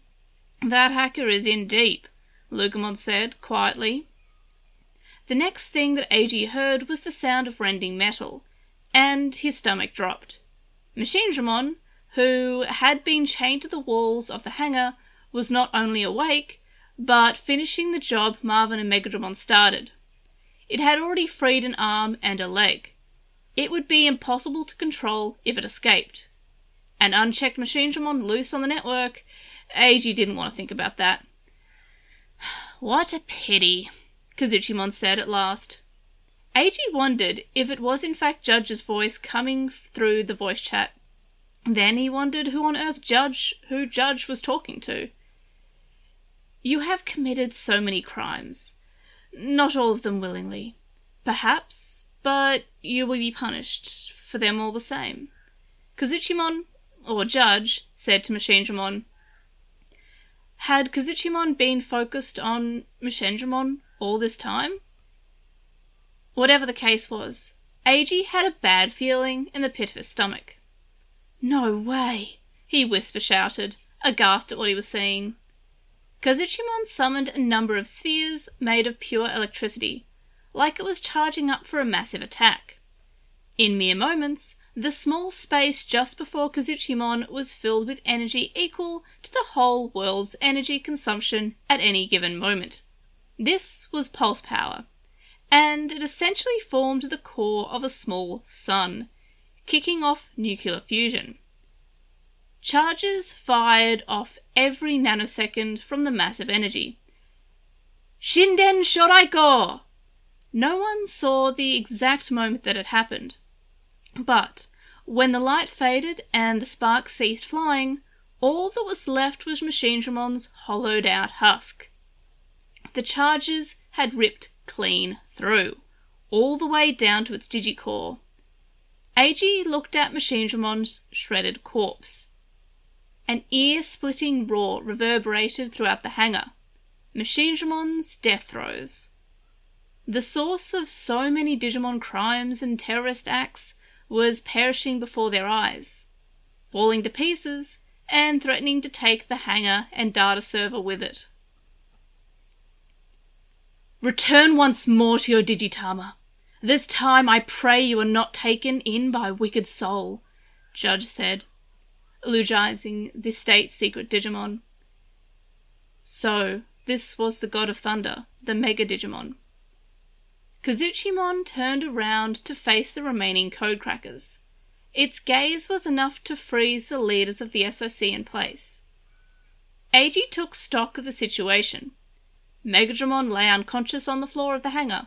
Hopefully, Marvin was still alive in there, somewhere, but he couldn't be sure. Oh shoot, Marvin! How long has it been mind-linked? Megadramon launched a massive attack when it attacked Machinedramon's coded fetters, which meant even a seasoned veteran like Marvin had to be close to reaching his limit. As for you, SOC members, Judge said, fully turning his attention toward Eiji and the others. They know who we are, Lugumon growled. I've availed myself of your little operation here in order to quickly and efficiently rid the world of a state sponsor of terror. A massive source of Digimon crime has been eliminated, taking with it the X-Nation's ability to wage cyber warfare. Judge said, pausing as though waiting for applause. Yeah, way to swoop in and steal our kill, Eiji yelled. Spy or no spy? He couldn't contain his anger at someone interfering with the operation. And I thank you for your role in leading me to it, but as a hacker, Judge let the word hang in the air long enough for Eiji to grit his teeth. I couldn't let you codecrackers have all the pleasure. Judge severed the chat connection. So, that was it. Judge had plotted all this out based on a hacker's warped sense of justice. We have to get out of here, Lugumon said to Eiji through their mind link. Huh? Eiji said, shaken out of his trance. The SOC operation was a failure. A colossal failure. This hacker's Mega Digimon unexpectedly interfered, and Marvin may be permanently lost. What should we do? Lugumon said, laying out the situation before them. It took all of 2 seconds for Eiji to reach the same conclusion. We gotta run. We can't be seen here, he said softly. Good answer, Lugumon replied. But we have to help Marvin, he said quickly. That guy from SOC? The organization you're supposed to be spying on? He's not your friend, Lugumon snarled. I don't care. He made custom tools for me. He's a good guy. I've learned a lot from him. I'm not just going to let him... Eiji couldn't finish the thought. He switched to the chat with the other SOC leaders. This is Eiji. The operation is a failure. We'll draw the hacker away while you grab Marvin and get out of here. Okay, but are you sure you can take a Mega Digi... There's no time. Let's go, Lugumon. Eiji and Lugumon turned to face their enemy. One of the SOC teams approached Megadramon and attempted to scoop up Megadramon with the same tool they'd planned to use to capture Machinedramon. Kazuchimon lowered one of its 2 lightning-shaped blades. The electricity crackling around the hangar dissipated. Where is your leader? Tartarus, Judge demanded. Rumour has it they've never lost a single person in any of the operations they've planned. I've dragged that reputation through the mud today.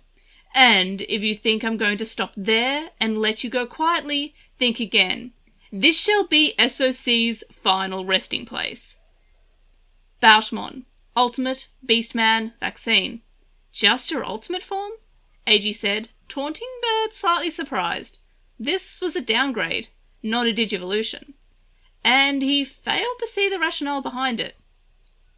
I've defeated Marvin and Megadramon, your greatest assets, and neutralized Machinedramon, the greatest threat. This will be enough to clean up the rest of you, Judge said.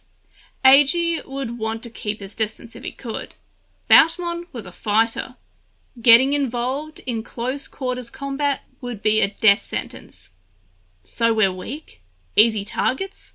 AG said to himself, his fury growing by the second.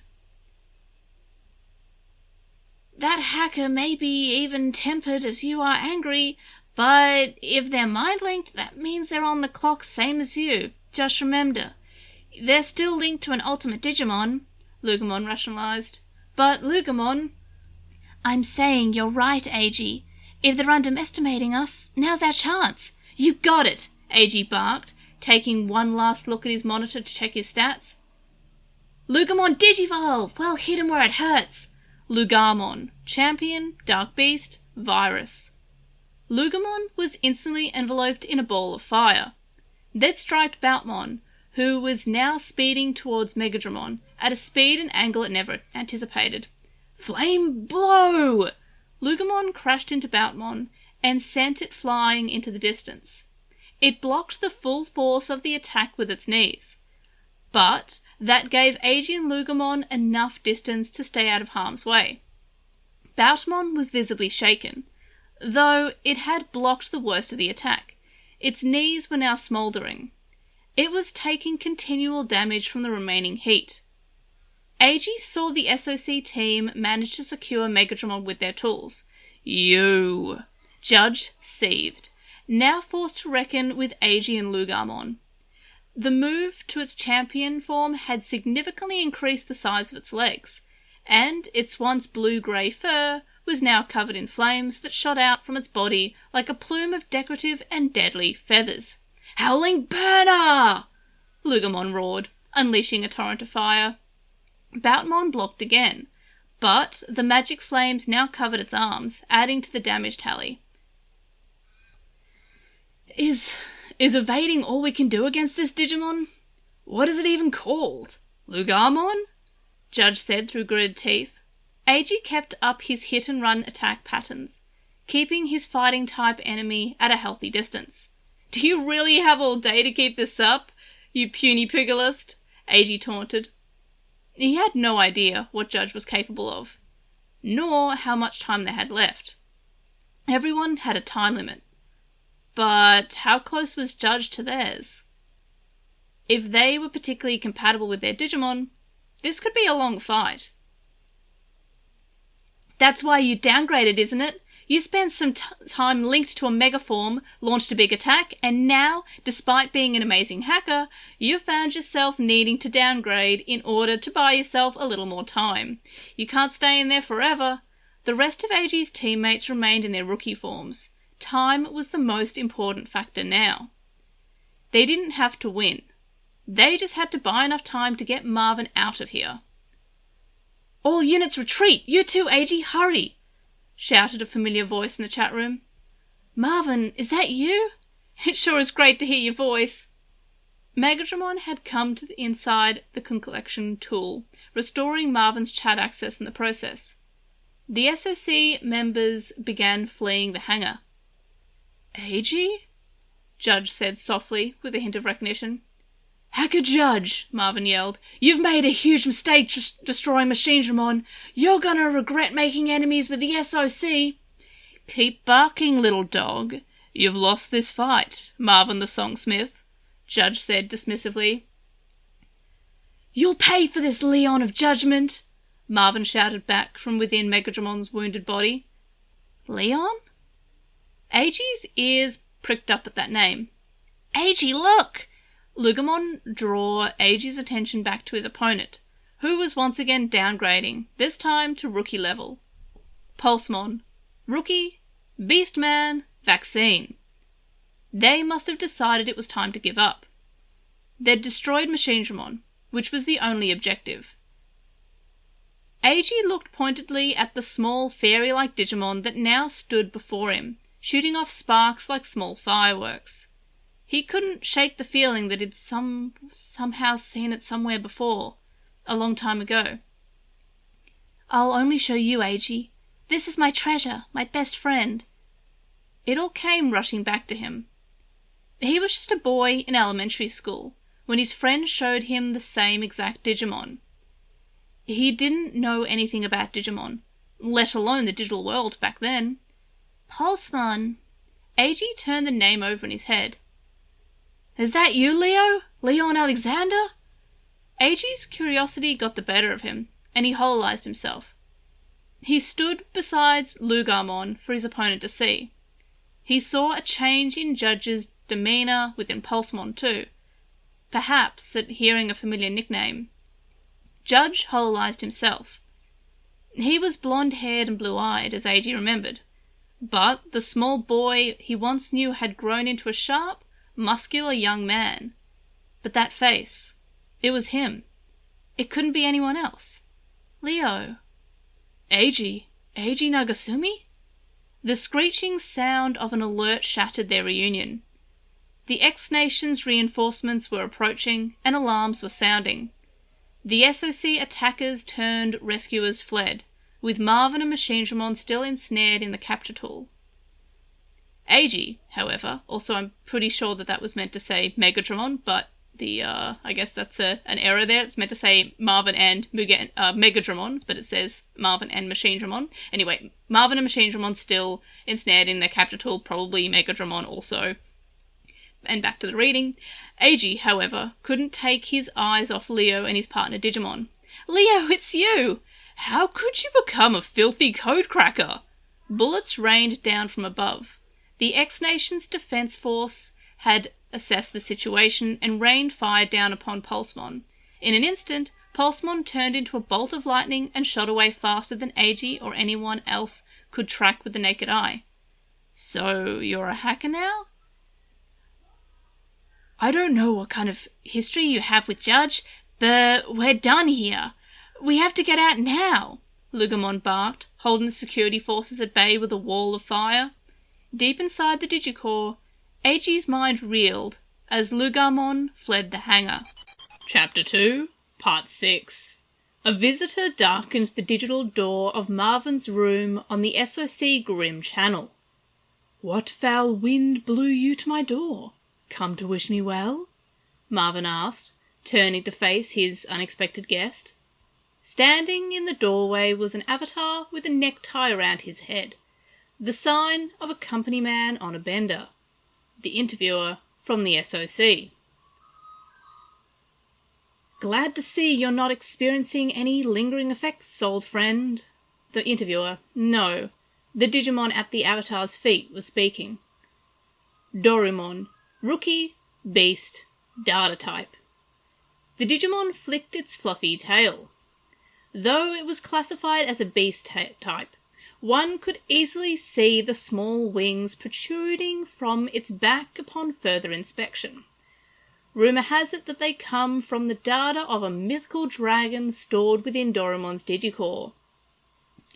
"I wouldn't have made it back if it not for you," Marvin replied. "And Megadramon, rather. Airdramon status?" Luckily, the Digicore doesn't sustain heavy damage. It's in maintenance, and probably will be for a while. Indeed, Airdramon was nowhere to be seen on the catwalk above. "And had Megadramon remained offline, and your consciousness crossed through the L line, Marvin would have been DMIA, lost on the network forever." He let out a slight chuckle. "That new kid who scouted saved me. Can't believe I let a hacker get one over me. For the first time in all my years on the network, I felt old. Heck, maybe it is time to call it, I don't know," Marvin said, jumping from one thing to the next. Grim was abuzz with news of the attack on the X-Nation. The hackers leaked their side of the story. A lone hacker named Judge had single-handedly stopped a large-scale attack on the X-Nation server, which was orchestrated by the Sons of Chaos. Judge outwitted not only the X-Nation, which had lost its state-secret Digimon, but the famed Tartarus, leader of the SOC. "We're exploring retaliatory options on Judge the hacker," the Digimon said. "Leon of Judgment, you make an enemy of him. You make an enemy of my home country. The good old stars and stripes," Marvin said, pantomiming a gesture that said, "Think about this very carefully." "This is a severe provocation that threatens not only the SOC, but the very ideals of the entire Codecracker team," Doraemon shot back. "In other words, we're not going to let this go," the interviewer's avatar interjected. It was no longer an office worker with a tie for a headband. A new avatar, a man wearing a jacket, stood beside the Digimon. A scar charted a path from his forehead to just above his left eye. No one would mistake him for a cog in a corporate machine, for this was Tartarus. The office worker was a secondary avatar, used for cover. Tartarus, the legendary Codecracker and the leader of the SOC, revealed his true form to Marvin, who had seen him so many times before. "So, it's gonna happen then.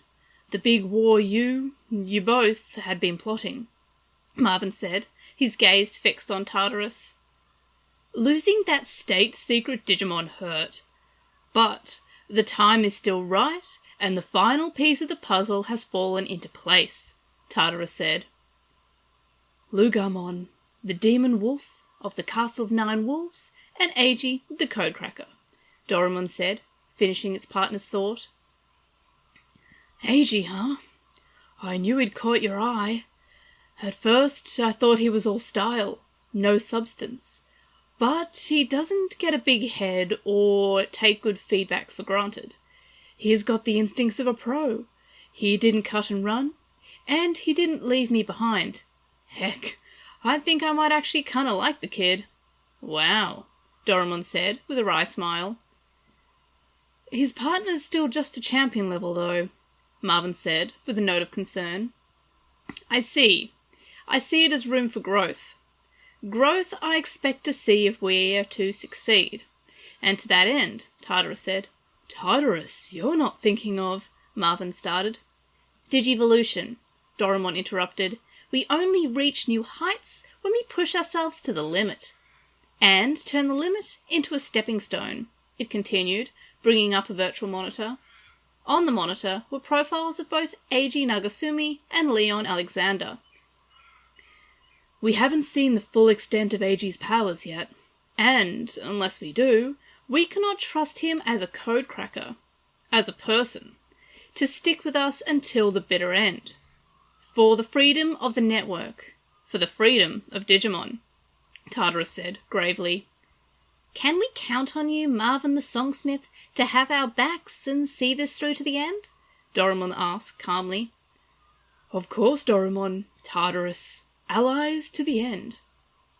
"Nice work, Leon," Pulsemon said, greeting its partner, an employee of Abaddon Electronics' Denrin District Digital Lab. Leon Alexander carefully removed the sensor-filled helmet used for mind-linked endurance tests from his head as he set up from the testing apparatus. Pulsemon hololized itself and began running around the simulator room in the classified D4 department. Sitting still was never Pulsemon's strong suit. "You too, Pulsemon," he said softly as he stood up, extending to his full 180 centimetre and change height. The form-fitting suit left little of his Greek sculpture of a body to the imagination. His dirty blonde hair complemented his blue eyes, and he was wise beyond his 19 years. "We did it! That's a new MindLink endurance record!" It was all in the simulator, of course, but as far as anyone could confirm, this was a new world record. "Oh yeah? Well, I couldn't have done it without you, buddy." "Yeah, I guess not. We're unstoppable. No one runs faster for longer, and no matter what you say, it's all because they put you in a diaper. That's taking it too far. Ah, come on. We've been a team since you were in elementary school. I didn't just meet you yesterday. Phenomenal. A voice over the simulation room's intercom interrupted their playful spat. They turned to see Professor Usenji standing on the other side of the window. Oh, I didn't realize you were here, Professor, Leon said glumly, hanging his head. Hey there, Rubu, Pulsemon chirped, never one to let decorum get in his way. It was living proof that the whole Digimon take on characteristics of the person raising them theory was a total lie. Hey, hi, hello, good morning, Pulsemon. Thankfully, Professor Usenji was able to roll with the punches and match Pulsemon's energy. And congratulations, Leon. Thank you, Professor. America has exacted its revenge on the criminal who took down WWW Flight 626, Professor Usenji said solemnly. Leon's eyes widened as he processed the meaning of the professor's words. The SOC's premeditated large-scale attack on the X-Nation's data server was scuttled by a lone hacker, and the X-Nation's crown jewel, the state's secret Digimon LostinTranslationmon, was destroyed. Phenomenal! To think that the hacker known only as Judge would be a match for an entire nation. Professor Usenji beamed as he heaped praise on Judge's exploits. LostinTranslationmon was behind the WWW 626 crash that killed more than 100 Americans, and America does not abide terrorism, Leon said carefully. And who ordered the strike? The Department of Defense? No, I acted on my own accord. It was now or never. The crash of WWW 626 was an act of terrorism that was just a disgrace to my country, and a loss I needed to overcome if I was to continue my hacking career, Leon answered, tightening the narratives. Well, that's our story, Professor Usenji said, ending his round of questioning. Yeah, Leon agreed. What a rush! Hitching a ride on the SOC's little plot. Goodness, to think that the young boy I gave a Digimon dock and a Digitama not so many years ago would grow into the young man that I see before me now, Usenji said, through a giddy smile. Leon Alexander had been living in Japan for several years now, ever since elementary school. His father was an assistant professor who now worked at the Tokyo University of Electrical and Computer Engineering. One day, Leon got to go to the Aberdeen Electronics lab where a man his father also called Professor showed him a strange video. It was black and white, and the small collection of dots on the display suggested a living creature moving around just behind the scene. The professor explained that this was no mere game or toy, but a creature that was very much alive in the digital world, which was very much different from the real world. You look like you'd do a fine job raising it with love and care. So, I'm giving this dock to you, the man said, smiling broadly. He handed Leon the device which had a keyring attached to it. On the screen was a small egg, a Digitama. An AI creature would one day hatch from it, he was told, and how he raised it would determine how it digivolved, and the form it took thereafter. The professor went on to explain that he called these life forms digital monsters, or Digimon. From that day, Leon was hooked. He was a quiet child with few friends, and having a digital friend only increased his introversion. His scholarly minded father was simply happy to see his son enthusiastic about something, and he knew he needn't worry about his son's future. Leon only shared his Digimon with one other person, and secretly at that, Eiji Nagasumi, a friend so close as to be family. The Digimon that hatched from the egg, that Leon raised to rookie level, was Pulsemon. How had Eiji reacted again? Leon recalled. That's so cool, and does it poop? and "Wow, it listens better than our dog," being among the questions and comments. They eventually drifted apart.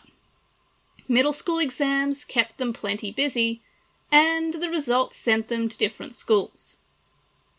Leon's father had to move the family back to America suddenly. No one came to see them off, but that wasn't a surprise considering Leon's father had only told his supervisor, and his supervisor didn't much care. Leon, however, had a drive to study these AI creatures. He set his sights on applying to Tokyo University of Electrical and Computer Engineering, where he now knew Tomonori Risenji worked. Professor Risenji, for his part, had emailed on occasion, and Leon dutifully updated him on Pulsemon's progress. In return, the professor would send him links with instructions on how to build and modify a Digimon dock. The next thing Leon knew, he was a long-time grim-dwelling geek, a certified denizen of the underground. Leon stockpiled a ton of experience on the internet in high school, using his father as an intermediary to secure parts and equipment. He had even begun mind-linking. His knowledge of the digital world and the things going on beneath the surface of the real world gave him a certain amount of confidence that only grew over time. He felt closer to the truth. One part of the truth, Digimon crime was rampant on the network, tolerated even. Leon developed a righteous indignation toward code-cracking teams, who he saw as the criminal organization sowing the seeds of lawlessness among their members. He then put it to good use engaging in hacking activities alongside his newly digivolved partner, Pulsemon. Then, one fateful day, Leon saw signs of a massive Digimon crime being plotted on Grimm. He began taking deep, mind-link dives into the network in order to prepare for the fight. It was going to be a showdown between a group of cyber-terrorists looking to carry out Digimon crimes and counter-terrorism forces, namely the Cybersecurity Special Forces in the American military. Everyone now knows what became of that mission. Flight WWW-626 diverted from its planned flight path and disappeared from radar altogether before crashing into the ocean. The flight recorder was never recovered. No one survived. The death toll was in the triple digits. The X-Nation state-secret Digimon, LostinTranslationmon, was responsible. The American effort to prevent the atrocity failed. Leon, a self-styled, just and ethical hacker, and his partner Pulsemon were powerless to stop it. LostinTranslationmon, already a mega Digimon everyone feared, may now as well be the devil. As Pulsemon lay wounded and Leon's mind-link timer crept closer to the L-line, he wept openly inside the Digicore. He had put his Digimon in harm's way. He'd failed to stop an act of terrorism. He would never forgive himself. He'd been disgraced. He'd lost. One thing he didn't do, however, was wallow. He took on other jobs to burnish his hacking skills and slowly rebuild his confidence, one win at a time. He shot to the top of his class in school almost as fast as he shot up in height. He took up combat sports and martial arts to take control of his nerves and began training as if he'd been shipped off to boot camp. He was moving forward. Always forward, not dwelling on the past. He had a goal, and that was to get into the Tokyo University of Electrical and Computer Engineering. He would study at the feet of Professor Risenji and develop his skills until he could protect the world from Digimon crime, from codecrackers who would use Digimon for ill. Making such defined choices about one's life isn't without sacrifice. Leon closed himself off to some opportunities, even as others presented themselves to him.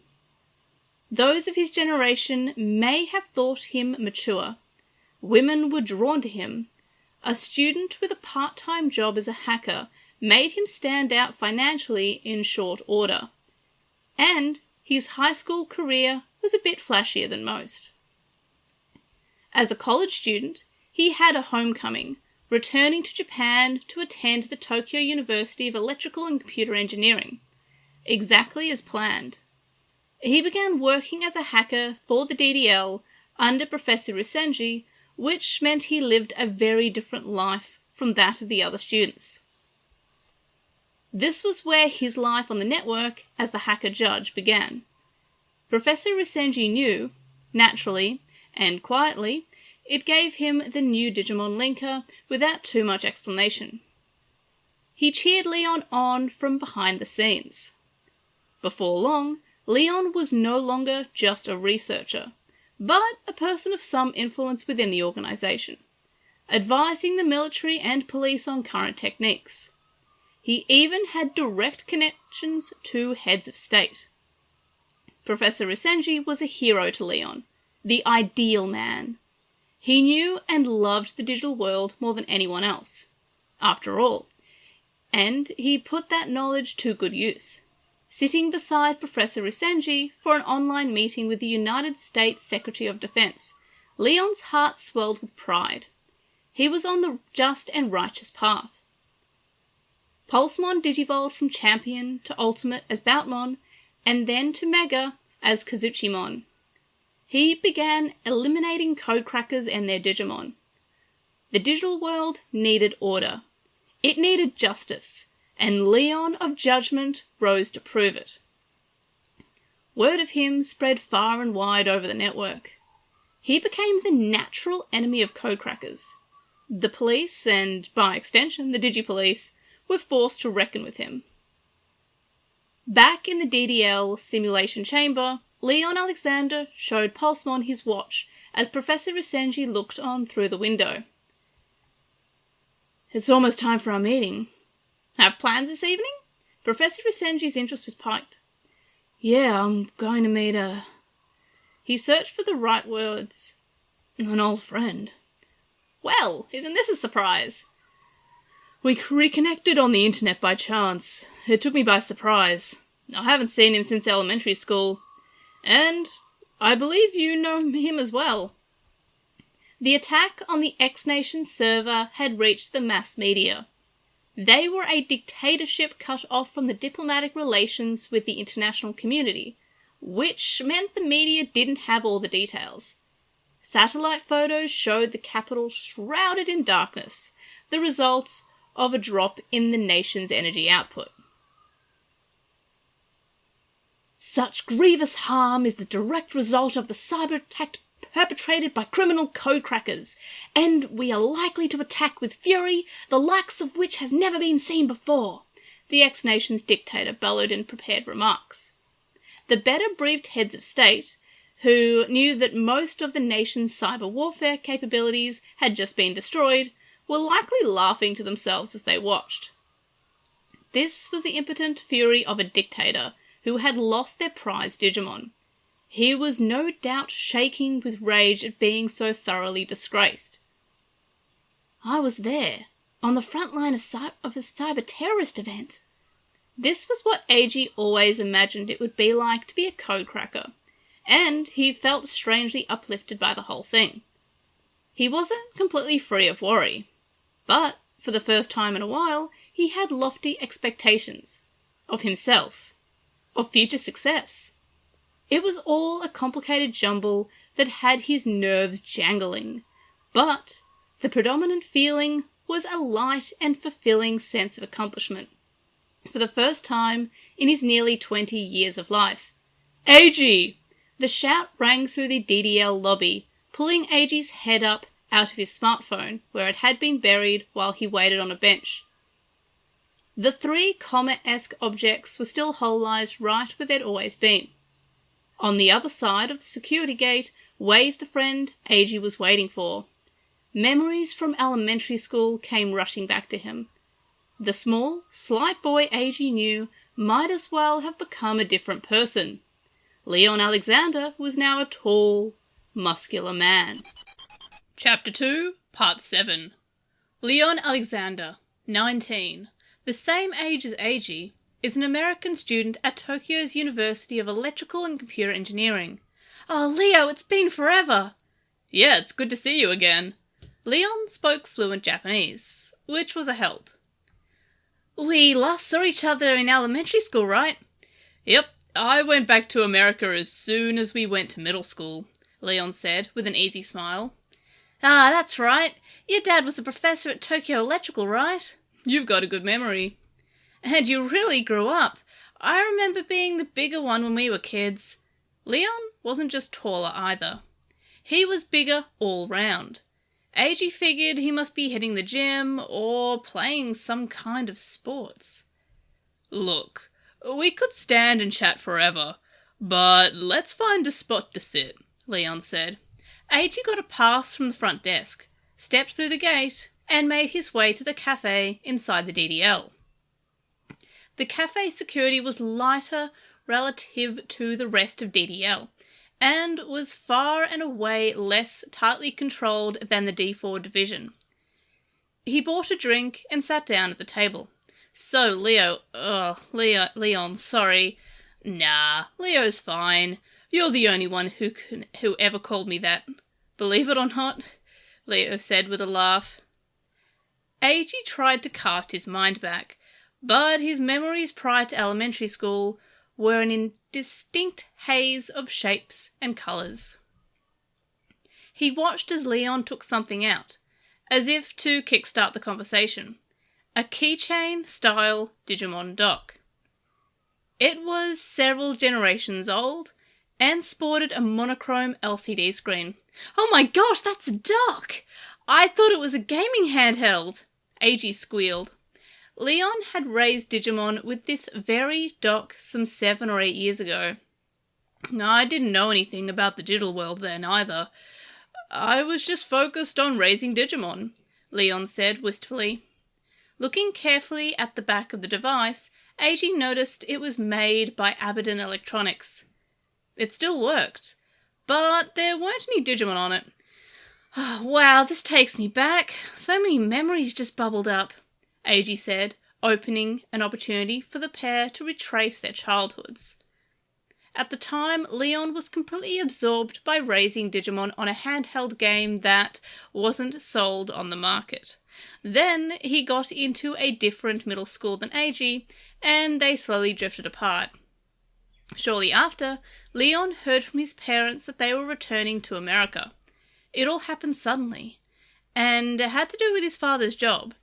The offer itself was fantastic, but if I'd known, I wouldn't have bothered with those entrance exams, Leon said, with a measure of exhaustion. Yeah, I bet. Leon felt lonely at the time, but friendships at that stage of life can change on a whim. Even changing classes was enough to break them. Never mind changing schools. Even now, Eiji hadn't bothered to keep in touch with his high school friends. So it goes. Sometimes, though, life provides chance reunions like this. Leon held out his arm, revealing a smartwatch-like Digimon linker. A hololized Digimon appeared, sparks shooting off its body. Eiji was sure he'd be shocked by the fairy-esque creature if he got too close, despite knowing it was nothing more than a video. This is Pulsemon, Leon said. Yeah, that's the one that you were raising all those years ago, Eiji said excitedly. The creature hadn't changed one bit. Eiji hololized Lugamon from his own Digimon linker, which was permitted within DDL. The two rookie Digimon looked at each other in silence from across the table. They hadn't exactly had a prolonged battle with one another while on the X-Nation server, and yet the air was tense. Lugamon narrowed its eyes and kept them fixed on the jauntily bobbing Pulsemon across the table. Be cool, you're both hololized. Nothing's going to happen. Eiji and Leon turned their attention away from their Digimon and continued catching one another up on their lives. Though they never consciously labelled one another as best friends, had you asked them at the time, they would likely have said the other's name in response. Eiji still held Leon in high regard. His memories of that time perfectly crystallized in his mind. Leon felt the same. Probably. Not that it mattered anyway.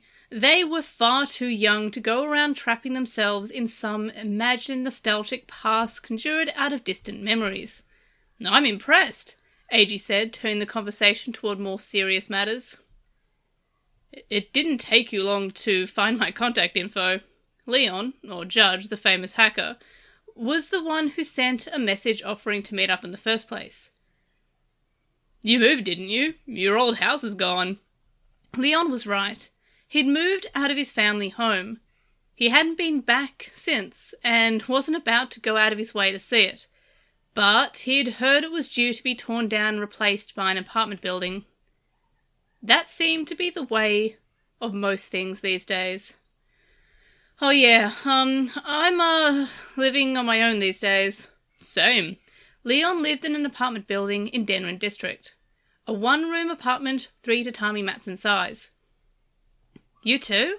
I'm a hacker, so... Eiji briefly wondered why Leon hadn't sent him a message on Grim, but there were a ton of dummy accounts on the Channel SOC server that must have made his harder to locate. Yeah, but you're not just a hacker, you're in Japan, and a student at Tokyo Electrical no less. Eiji mentioned that he sometimes came to DDL for work when Leon texted, and so they'd agreed to meet up. Studying here has been my goal ever since we moved. Indeed, this was the best place for anyone looking to learn about Digimon or the digital world. It was one of the toughest Japanese universities to get into, and only a handful of those who were accepted actually got to work with Professor Usenji. Which brings me to my second surprising thing. You're one of Professor Usenji's students. I've been working with him as well, Eiji said, proudly emphasizing the last part. Leon recounted his history with the eccentric professor. He said, "You look like you'd do a fine job raising it with love and care, so I'm giving this doc to you." And then he handed it to me, Leon said, recalling how he'd come to be in possession of his first doc. So, Professor Usenji gave you that keychain doc, huh? The world had never felt smaller, or more dense with meaningful connections. Eiji couldn't help but be awed by the story of how Leon came to be a hacker contracted by the DDL. He'd even accompanied Professor Usenji on overseas trips to various meetings and academic conferences. You're basically his apprentice then? Eiji asked. More like his personal assistant. He still operates all this independently. When would he possibly have time to purchase tickets or reserve a hotel room? Ugh, that doesn't sound like your strong suit. Right? I met the professor a lot more recently. I can still count the number of times we've met. I'll put it that way. I had no idea. It must have been weird to get a job offer from him, seeing as you're a code cracker. Like some wires got crossed on the network. Yeah, for sure. What a small world. Eiji took a sip from his drink. I see your doc is also Abaddon's latest. Leon glanced at Eiji's arm as he picked up his paper cup. Yeah, it's pretty sweet. I see you've got the same one in a different colour. Yep. The professor gave it to me for a job. The Digimon too. Oh, and keep this between us, yeah? It's some sort of testing and Digimon racing job. Eiji, these Digimon linkers are more important than you realise, Leon said, visibly stiffening. Now, yeah? They are highly classified Abaddon Electronics devices. I thought I was the only one aside from the police who had one. I've got to say, I'm a little ticked to find out that's not the case. He said, a bit too sharply to be joking. Eiji sat in silence for a moment. A digital world researcher personally reaching out to a code cracker for a job isn't the weird part. It's rarer than hiring a hacker, but not unheard of, Leon continued. Yeah, like, go get me this rare Digimon, right? I think it was a Madoki Betamon that I caught for him, Eiji interjected. Yeah, he does like his Betamon, but my point is that he should have asked me, his actual pupil, to do this job instead of a code cracker. Eiji sat in stunned silence. Was Leon jealous? Eiji put himself in Leon's shoes. He definitely had a longer relationship with the professor, who personally introduced him to the world of Digimon. Leon was a true believer, a passionate fan of Professor Isenji's work. Not that Eiji wasn't. "Yeah, and if we actually fought back there, we would have won," Pulsemon added. "What did you say, you static shock?" Eiji was still processing the rather blunt words hurled at him. He flinched at the booming voice next to him. "It's obvious, pup. I can go all the way to Mega, and you, Lugumon, right, have your hands full maintaining champion level, which is adorable, by the way. You little..." The two Digimon carried on at length about which would win if they fought, which was now its own battle. "That's enough, Lugumon, we get it. You used to run an entire district, but you're still no match for a Mega Digimon," Eiji hissed. "So none of this bothers you?" Lugumon growled, its fur standing up on end. Eiji tried to connect the dots in his head. If Leon and Pulsemon could get all the way to Kazuchimon, that must put them at the top of the pack in terms of hackers. If Eiji were A tier, they were S tier, if not double S. "Same goes for you, Pulsemon, can it?" Leon said. "I can't help it. Lugumon keeps antagonizing me," Pulsemon whined, smugly acting as though it had done nothing wrong. "I don't care. Eiji and I were friends. I was weak, but he stood up for me." Leon was a wisp of a child, and often silent in class, which curiously made him stand out more. Eiji, however, was always right there beside him. "So what, is he one of your friends you humans always talk about? I can't know where to start with all that. At least come up with hierarchy. Can you make sense of any of that, Lugumon?" Pulsemon asked with maximum condescension. "No. What else could possibly matter aside from who is stronger? I suppose their biological sex holds some amount of significance." "It does seem to help them make more of each other," Pulsemon said, laying bare Digimon's thoughts on humanity. "I always thought your weakness, as you put it, was just you doing your own thing," Eiji finally said, leaving the Digimon to their banter. "Yeah. I've never seen you cry or anything. This whole weak thing didn't square with the Leon that Eiji knew." "Yeah, I guess not," Leon said, nodding. "I think you're the only person, other than my dad, who actually understood me. That's why I took to you." "Oh?" "Pulsemon, it's not about who's stronger or weaker. What matters is the strong protect the weak." "Yeah, listen to him, Lugumon." "You know, I've looked down at you the whole time. Haven't you?" "You have?" "Ah, what is that? That's so cute!" A shriek of delight startled them both. Hatsune from the reception desk had drifted over to the table and brought a friend who couldn't contain her excitement. "Everything okay, Hatsu?" "Hello, Eiji, and hello, Leon. Do you two know each other, or did Professor Isenji introduce you?" "Oh, Leon and I... we went to elementary school together," Leon said, both finishing the thought and cutting Eiji off. "Oh, wow, you went to school in America, Eiji?" The surprise in her voice was palpable. "No, Leon went to school here in Japan." "Ah, so that's why you're fluent in Japanese, Leon?" The pieces were sliding into place for her. Hatsune's friend, meanwhile, was utterly transfixed by Pulsemon and Lugumon.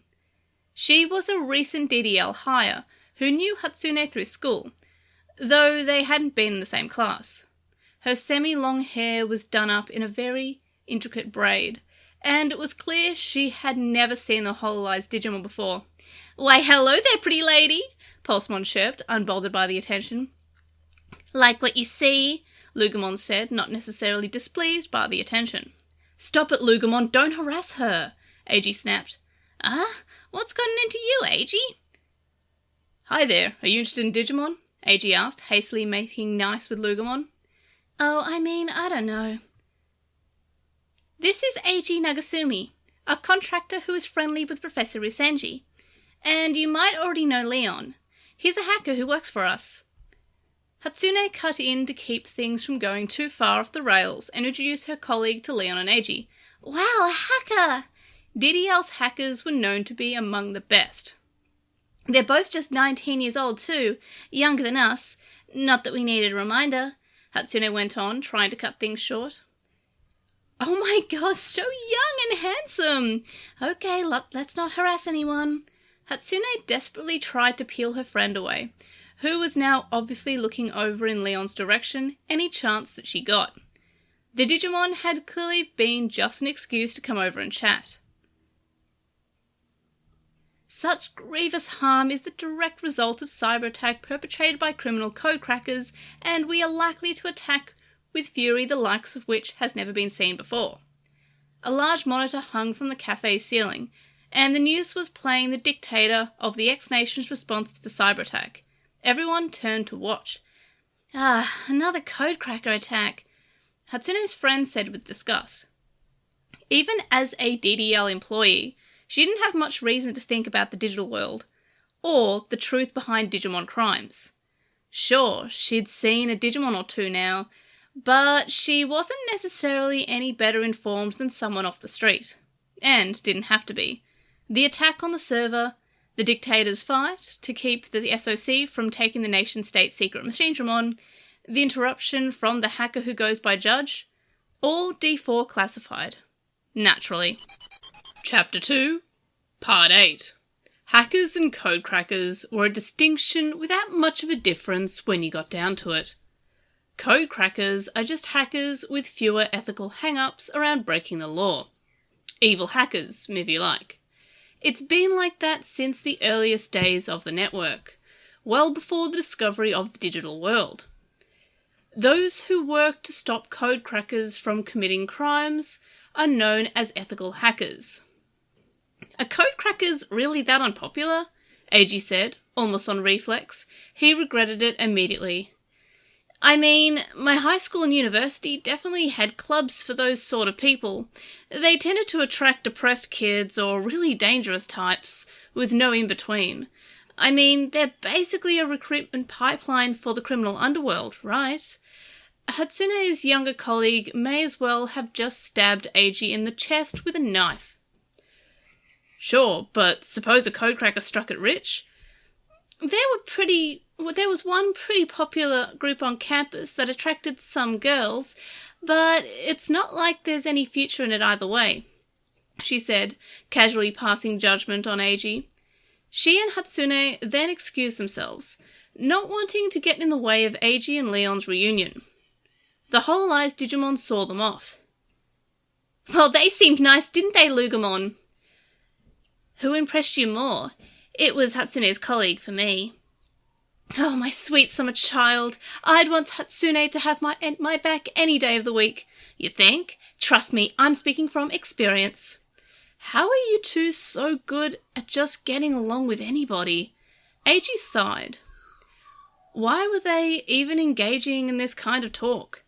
Digimon didn't have any biological sexes or genders, for the most part.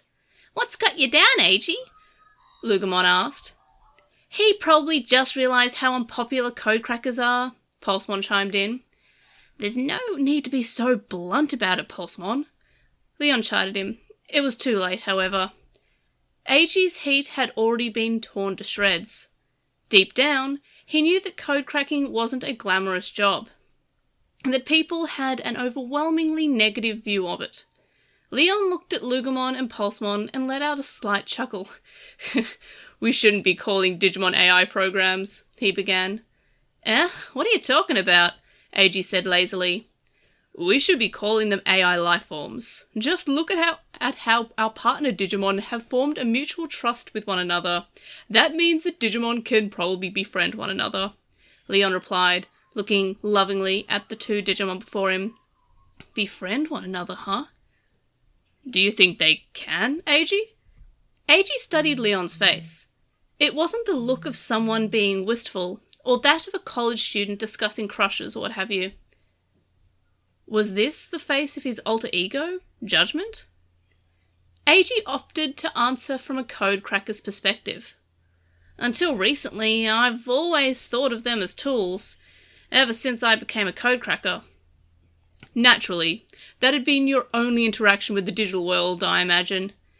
Yeah, I can't deny that, but getting the Digimon linker and meeting Lugumon has really changed my perspective. And since you met Professor Isenji? Yeah, that's only changed it further. Mind linking with Lugumon and being able to talk to one another. Lugumon's got an entire history. All these Digimon have lives, you know. As does Pulsemon, just like you and me, or anyone else. If Lugumon could build a relationship with others, and not just AG, well, that was all the more proof that they were lifeforms, not programs, each with their own personalities and quirks. So, what is Lugumon to you now? My partner, my pal, for life, AG said without hesitation. Good, Leon said, relaxing his jaw. You haven't completely lost your soul to the codecrackers, then. What do you mean by that? I'm not going to sugarcoat it. You need to quit this codecracking nonsense. I want you to wash your hands of those Digimon-abusing criminals, AG. At last. The real reason Leon agreed to have a little reunion came into focus. He knew it would come up, sooner or later. Hackers couldn't abide codecrackers, and what hackers considered justice left no room for the freedom codecrackers so desperately wanted to protect. Quit codecracking? No, that's not going to happen, AG said flatly, eliciting an annoyed grunt and obvious displeasure from Leon. I won't sugarcoat it for you either. I envy you. Not only are you studying abroad, you're doing it at a prestigious university like Tokyo Electrical. And your part-time job is at DDL, for crying out loud. So forgive me if I'm a little salty hearing that from you. AG never was good, either. Not if Leon was going to be so brutally honest in trying to get AG to quit by pushing this perverse vision of justice onto another human being. What do you mean by that? Leon sensed there was something more behind this outburst. Listen, man, I started codecracking just to survive. If I quit, I'm going to be working some crappy part-time job for crappy pay. I'm 19. I'm in the real world with real responsibilities, and that kind of job just isn't going to cut it for me. You didn't go to college? The AG I remember always had test scores at least as good as mine. Where? Tokyo Electrical? Hell, I got a B on one of the mock exams. I thought I was going to make it, AG said with a sigh. Did something happen? A bit of worry crept into Leon's face as he asked that question. AG finally had the chance to take control of the conversation, and he wasn't about to pass it up either. He just wished it was about anything but this. WWW, Flight 626. AG said this softly. Leon gasped, then fell silent. So you know the story. Look, I don't really want to talk about it. WWW Flight 626, Pulsemon interjected. It proceeded to read out the date, but it was garbled beyond recognition, perhaps due to redaction. Pulsemon continued. Flight 626 departed Tokyo before making unauthorized changes to its flight path. Air traffic lost all contact, and the plane eventually crashed into the Pacific Ocean. All aboard were killed. Registered passengers numbered in the triple digits. The flight recorder was never found. The Digimon then pulled up a number of entries from online encyclopedias about the incident to make things a bit easier for Leon. Do we know what caused the accident, Pulsemon? AG asked pointedly. Though it has not been officially acknowledged, the prevailing theory suggests the crash was a Digimon crime, Pulsemon answered. Said prevailing theory was widely circulated among hackers and codecrackers in the know. Did you lose your parents on that flight? AG asked carefully. I did, AG said. Okay, so just reader's note right here. They said AG asked this, but also AG said this, so I'm going to assume that Leon is asking, did you lose your parents on that flight? Leon asked carefully, and AG is replying, I did. So just a little reader's note there that the translation does have an error there. Anyway, I did, AG said, gently nodding his head at Lugumon, who hadn't heard any of this before. He thought of the small altar in his one-room apartment. Leon looked a bit shaken now, ever since the mention of Flight 626. He'd met Eiji's parents several times, when they went on to play in the river together. They weren't faceless passengers on that flight any longer.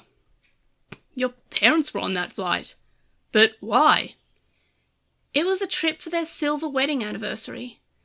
They left me at home and were all set to go to America, Eiji said wearily. He noticed something odd. Leon seemed about to let out some sort of noise, but stifled it at the moment. Had his parents' death really shocked him to the same degree when it happened? He didn't really remember having times for things like shock among everything else. In fact, this was the first time he'd dug it out of the recesses of his memory, let alone spoken to anyone about it. I had no idea what was happening, Eiji rasped, his voice trembling as he fought back tears. The house was all tied up in the mortgage with a guarantee attached. My parents' life insurance policies. I sold the house, and that was when it hit me that everything was gone. College? That wasn't an option anymore. Eiji lived in a different world, and now he'd drawn a clear line between himself and Leon. Weren't there any scholarships? Even if there were, I was too devastated. I couldn't function, let alone study. If Leon thought that was a sign of weakness, Eiji would dare him to say it. But if you lost your parents to an act of a Digimon crime, allegedly, how could you possibly continue code cracking? Leon was visibly shaking now, but his mind was still following a hacker's line of reasoning. What a ridiculous question! The Digimon aren't the criminals. The people that force them to commit the crime are. Digimon are just tools to code crackers, and I don't use them to take human lives, Eiji said. Leon sat in silence. I'm doing it to eke out a living. I'm not proud of it. I had no other choice. But Professor Risenji taking notice of my work has made me proud of it for the first time in ages. You've admired him and worked with him even longer than I have. You, of all people, should understand how incredible that feels. Professor Risenji expected great things of Eiji, which proved to him that he was right, and perhaps only path for him. What? Okay, there's another, reader's note, there's another name mix-up here. So this is Leon saying it, but it says Eiji asked. What does the professor have you doing, Eiji? It's more than just raising Lugumon, isn't it? Leon asked quietly. I'm not at liberty to say, Eiji replied. He had to keep it confidential. You're in the SOC, though, so I have my guesses. Look, Eiji, stop right there, Eiji said, lifting the palm of his hand into the air in front of Leon's face. If we keep talking, I absolutely will tell you everything. Leon was still a dear friend to Eiji, for whom it felt like no time had passed since they were in school together. But no one can live in the past forever. It's time, Eiji, Lugumon said, its ears perking up. Oh yeah, I have to go. It's time for my appointment with Professor Risenji, Eiji said, standing up from the table. Professor Risenji? Yep, codecracker stuff. Good luck with all the studying and whatever. I'll see you around, and hopefully we can skip the heavy, complicated stuff next time. Maybe over drinks, since our birthdays roll around? Pulsemon made a see you later gesture at Lugumon and Eiji as they got up from their seats. Here, this is for you, Pulsemon said, and handed something to Lugumon. What is it? Lugumon asked, taking it anyway. It looked like a bundle of compressed files. It's a present, catch you later. I want a personal tour of the Castle of Nine Wolves someday. I want to go deep into the wall slum, Pulsemon chirped as Eiji and Lugumon walked away. Chapter 2, Part 9. Eiji headed straight for Professor Risenji's office after his reunion with Leon in the DDL cafe. Morning! Everything's running a bit behind today, just by 15 minutes or so, the professor said through mouthfuls of a late lunch as he worked on the latest Digimon analysis. The study of Digimon was seemingly never-ending, and encompassed by a myriad of fields. The biological study and classification of Digimon, the use of Digimon as AI tools for systems engineering, the environmental study of the digital world itself, and sociological studies of Digimon's impact on humans were all underway. And yet, there was Professor Risenji, constantly pushing the research forward and seeking to experience the digital world firsthand. What is study without observation and collection? "Ah, sorry for interrupting then," Eiji said hurriedly to show his contrition. "Not at all. One of my students is coming by later." "A student?" "Well, former student." It probably wasn't Leon, in other words. Eiji let out a sigh of relief. "The SOC's, the details of the X Nation's data server are exactly as described in that report," Eiji said. "Ah, so they were after the state-secret Digimon after all. The X Nation lost their cyber-terrorism weapon, but Machinedramon was also destroyed, which means the SOC's big operation was a failure," Risenji said, rattling off his assessment of the situation. "Their leader, Tartarus, I think is collecting secret, mega-level Digimon. I don't know why yet, but I somehow doubt that they're just an innocent collector. I'm inclined to agree. One of the SOC's leaders, Marvin, was briefly incapacitated in the battle, but managed to recover. The whole mind-linked limit thing, it feels a lot more real now that I've seen what can happen. It's no joke. Everyone makes mistakes under pressure, no matter how talented, especially when things don't go according to plan. Not even I'm immune to it," the professor opined, turning his gaze toward Eiji. "Totally. You panic or see something you hardly believe, and you make a poor judgment call, or even the greatest shogi players will make poor decisions when they've only got 1 minute left on the clock. But in the heat of battle, the time spent mind-linking is more important than whether or not you're fighting a Digimon with similar specs. You survived that fight with the hacker's Digimon because you kept time on your side." "Well, I guess that's your way of saying we would have lost if we tried to fight them head-on," Lugumon growled, looking dejected. As ever, Lugumon hated losing. Lugumon didn't like that explanation, I see," the professor said, gesturing in the Digimon's direction. "Next time, we're going to trounce that little static shock. In order to do that, you'll need to digivolve, to at least ultimate level for starters." "Ultimate form," Lugumon said, eyes wide with excitement. What would Lugumon's ultimate form even look like? Eiji had to ask. "What will it look like, Professor?" "Whatever Lugumon's form takes, it won't be right or wrong, just like all creatures on Earth that have evolved the way that they have. Every creature was part of an ongoing experiment to see just what was possible with their evolutionary choices." The professor seemed to be suggesting this. "Sure. Hey, Eiji, give me to my ultimate form!" Lugumon barked excitedly. "You got it!" Eiji chirped, turning to face Lugumon. "I found valuable data on Machinedramon, whom you could easily call the worst Digimon terrorist in human history. I should have liked to capture it, even if that meant sorting through its scraps. That hacker got in the way. The hacker was, I know, Leon Alexander, my student, and the hacker known as Judge," Risenji said, bringing up a monitor with Kazuchimon's picture on it. Eiji let out another sigh of relief. "You know, you wouldn't tell me? Here I was thinking I'd have to break the news to you, but I kept overthinking it and twisting myself in knots. I was just talking with Leon in the cafe. So you were. Look, I'm not going to get fired or anything, am I? Why would I fire you? Well, Leon doesn't seem to think very highly of my being a code cracker. What Leon does or doesn't think about this or that has no bearing on my judgment of you, and never will," Professor Risenji said sternly.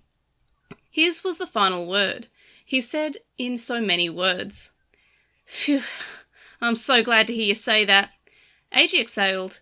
He was finally at ease. The idea that he would lose his job over a friendship from elementary school was pretty ridiculous now that he thought about it. "Now, putting all that aside, I have heard that you were the only one to whom he showed the Digimon and Digimon doc that I gave him all those years ago. So all of this feels very fated in a way." "That's right, I was pretty happy about that." Eiji, as it happened, had always been connected to the professor through Leon. He just wasn't aware of it at the time. As you would be.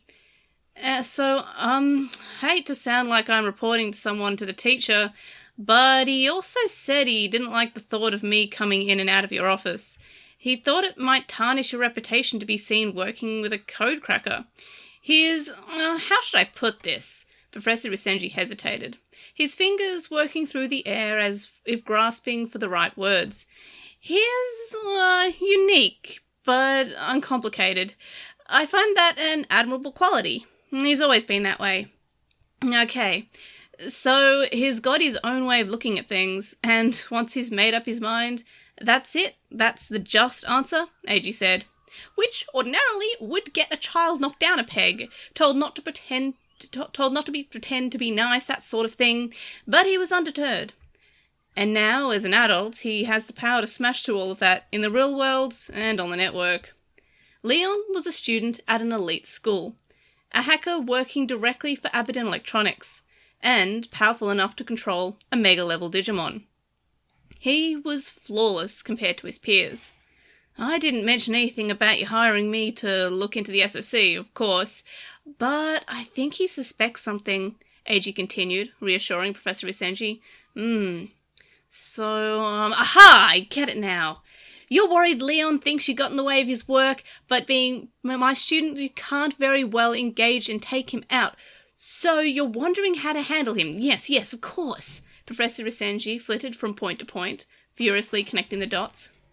Well, no, it's not about fighting him. Given the situation, he could leak that I'm spying on the SOC. From a hacker's perspective, Eiji thought, and a quarrel in the SOC would be welcome. I'll think about how I can handle the hacker judge.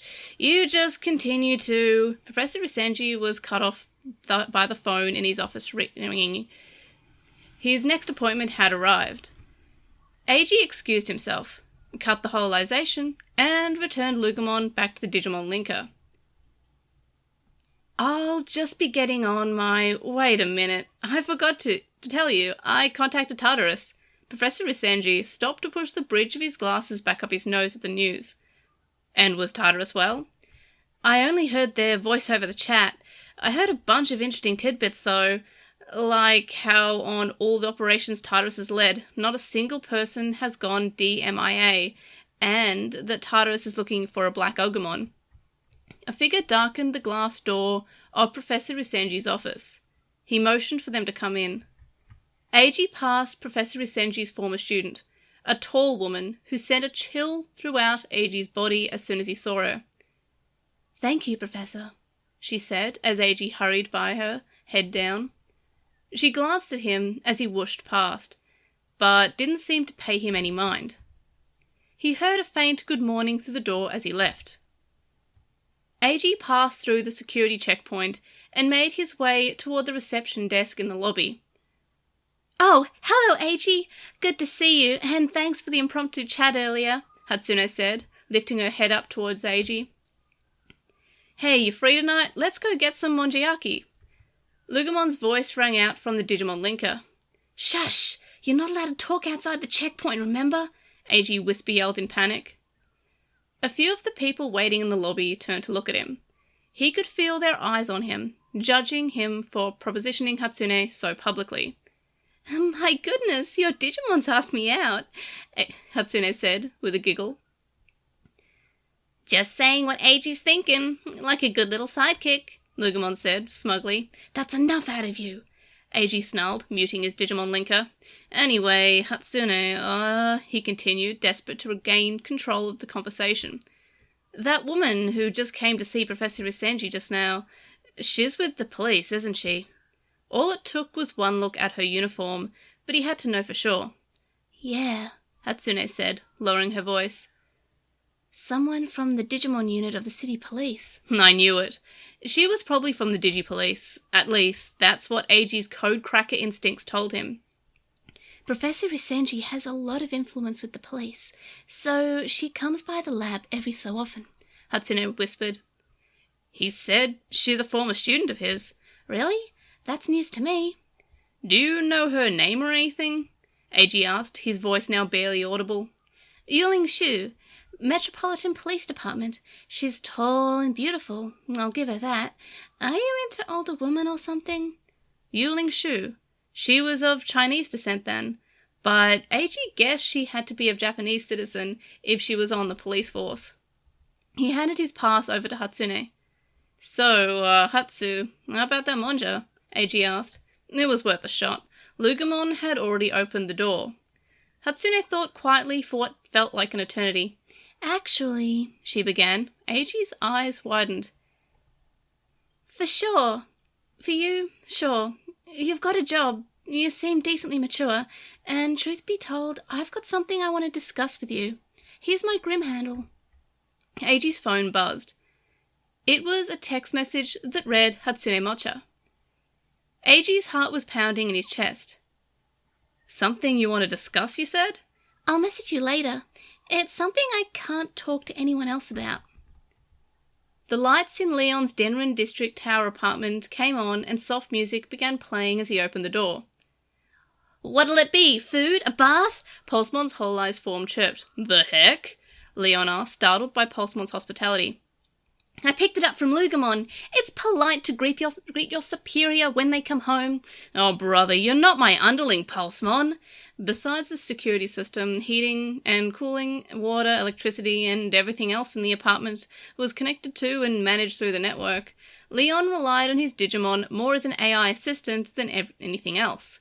And he had something for Pulsemon to chew on. I do want you to look something up, though. Search for the passenger manifest of WWW Flight 626, right? The massive monitor on the living room wall lit up with a complete list of passengers. Pulsemon had known Leon long enough to anticipate what he would ask for next. Most Digimon who share a long history with their partner humans could anticipate their needs. Whether it constituted an advanced AI learning a user's patterns or was simply a Digimon being thoughtful was the source of a furious debate. Was this what you wanted? Pulsemon asked, watching Leon silently contemplate the list. Leon set down his bag and emptied the contents of a smaller bag he'd received from the pharmacy onto a small tray. He took out a bottle of water and downed the capsules with a swig from it. Yeah, trauma, Leon said quietly to himself. But I have to face it. Face my weak, immature past self. Search the passenger list. Searching. 2 hits for Japanese passengers. Cross-referencing with other records, I have no doubt that they are Mr. and Mrs. Nagasumi, Eiji's parents. Leon cast his mind back to high school, when he was an up-and-coming hacker who had begun mind-linking with Pulsemon. I have no right to interfere with Eiji's life, Leon said softly. He couldn't save Eiji's parents. He tried, but he was inexperienced, even so. But he has to give up code cracking. It's just not right. Even if it makes him hate me for it, Leon said, working through his thoughts, sharpening his resolve. He would martyr himself for justice if it came to it. He had to, as a hacker. He could not abide lawlessness. Live resolutely. Leon, Pulsemon said quietly, are we going to fight Lugumon? If Eiji won't give up code cracking. Gotcha. We've picked a fight with the SOC. They certainly won't back down. Hackers and code crackers are going to settle this on the network once and for all. Eiji awoke to the sound of voices. A number of women were gathered in front of the post office next door, chatting excitedly. He groaned and checked the time on his Digimon linker. There was no point in getting up, it was too early. Awake at last, Eiji? Oh, morning, Lugumon. Any messages for me? Eiji asked, looking for Lugumon. He wasn't up in the loft, which meant he was down below. You can check them yourself. All right, Eiji muttered, picking up his phone without so much as sitting up. He scrolled through the latest topics of conversation on Grimm. It felt like there were more DMs every day. Got a thank you gift from Marvin. What a good guy. I should get him something in return. You've got a message from Mocha on your public account. Who's Mocha? The receptionist at DDL, Lugumon said flatly. Right, Hatsune Mocha. You could have led with that. Forward it to me. I think my boyfriend is cheating on me. I was wondering if you could do a bit of quiet code cracking on his account for me, Lugumon said, intentionally conjuring the worst possible impression of Hatsune's voice. I regret asking you now, Eiji said, deflated. Of course she had a boyfriend. What a crummy way to start the morning. What did she think code crackers were? Code cracking another person's account was a crime. All downsides and risks, no possible benefits. Sounds like Mocha trusts you, at least, Lugumon offered. That's so? Well, if you do find out he's cheating, they'll break up, right? Then she's single. How am I taking dating advice from a Digimon? Eiji couldn't believe the depths of Lugumon's interest in human relationships. Oh, you've got one more message here. Looks like it's from the channel SOC mod, marked important. What's it about? Says it's urgent. Wait, Eiji blurted out, finally processing what Lugumon had said. The SOC mod. The leader, tartar sauce or whatever. Lead with that next time, jeez! And if I ever get a message from them in the middle of the night, you wake me up. Why? You'd be furious. Never mind. Eiji huffed, furiously tapping his phone to get to his inbox. Inside was a message from Tartarus, as Lugumon said. Holy crap! It's really from Tartarus. It had to be. If it came from the channel's mod's account, there was no way it had been faked. Codecracker Eiji. Your performance in the attack on the X Nation's data server was exemplary. Marvin thanks you from the bottom of his heart. We are happy to count such a talented codecracker among our ranks. We believe you are a Class A codecracker and would like to request your services once more. A personal request from the leader of the SOC? Already? Eiji kept reading. As you're aware, our operation was interrupted by a hacker and ended in failure. The X Nation's secret Digimon was also lost in the attack. No thanks to Judge, the hacker. The message asked if Eiji would be able to exact revenge. He would carry this out in the name of the SOC's team of codecrackers. It didn't matter how Eiji did it, so long as he smashed Judge's reputation. This took a turn, Eiji said quietly. Not taking action against the hacker Judge risked the SOC's reputation, the message argued. It set a bad precedent and would brand the SOC as timid losers. Organisations like the SOC couldn't afford to be seen as weak in the digital world if they were to make any money. It was also a test of Eiji's loyalty, directly from Tartarus. If he refused, that was the end of it. Tartarus would begin to have doubts and keep Eiji at a distance. There we go, Tartarus will take notice if I manage to defeat Leon. It was the fastest way to ingratiate himself with the leader, by far, and would fulfill his duty to Professor Rusenji. So you're gonna fight him? Lugumon asked. Yeah, I am. Which means you hate him now? I thought he was your friend, Lugumon asked, perplexed. Don't Digimon... Okay, for example, you had help, didn't you? You had friends in the 9th District, right? They were my minions. But they were on your side, right? It was an alliance of convenience and nothing more. It gave us better chances of surviving in the wall slum, Lugumon said, with the sneaking suspicion that the exact explanation described a type of friendship. Even wild animals formed packs, whether the blood relations or not, in the struggle to survive. Who was to say there weren't friends among those packs? Well, what is a friend? There are friends of all different kinds. But someone who's fun to be around is a pretty common response. But I think of a friend as someone you want to do something for, even if it costs you something. Even if it costs you? Oh, I don't like the sound of that. Well, sure, I never said that was how you'd see it, Eiji replied. This friend business sounded too much like playing on hard mode, Lugumon thought. No, scratch that. Expert mode.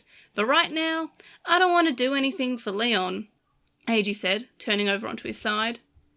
The loft lodged against the wall, and not too far off from the ceiling, suddenly felt coffin-like. Leon had everything he could want. Eiji was jealous, sure, but didn't he have quite a lot going on for him now too? He hated twisting himself in mental knots like this, and so stopped thinking about it. So I'll have to fight Pulsemon. Mega Kazuchimon, you mean? Does that bother you? Eiji asked without rolling over. No, it doesn't bother me. That little static shock always looks down on me. And I can't wait to knock him over down a peg next time I see him. I know, right? I'm not about to lose to Leon either. The desire to stand up for all codecrackers welled up within Eiji. He wasn't about to let Leon waltz in and take his job and professional relationship with Professor Rusenji without a fight. Nor was he about to let Leon interfere with his life over little more than his warped sense of justice. Nothing was more important to AG than his own freedom. I didn't even attend my own high school graduation. I had no idea what kind of face to put on. How do you look happy when you can't stop thinking about how you've been forced out of your own home? He wouldn't let anyone make him feel that miserable again.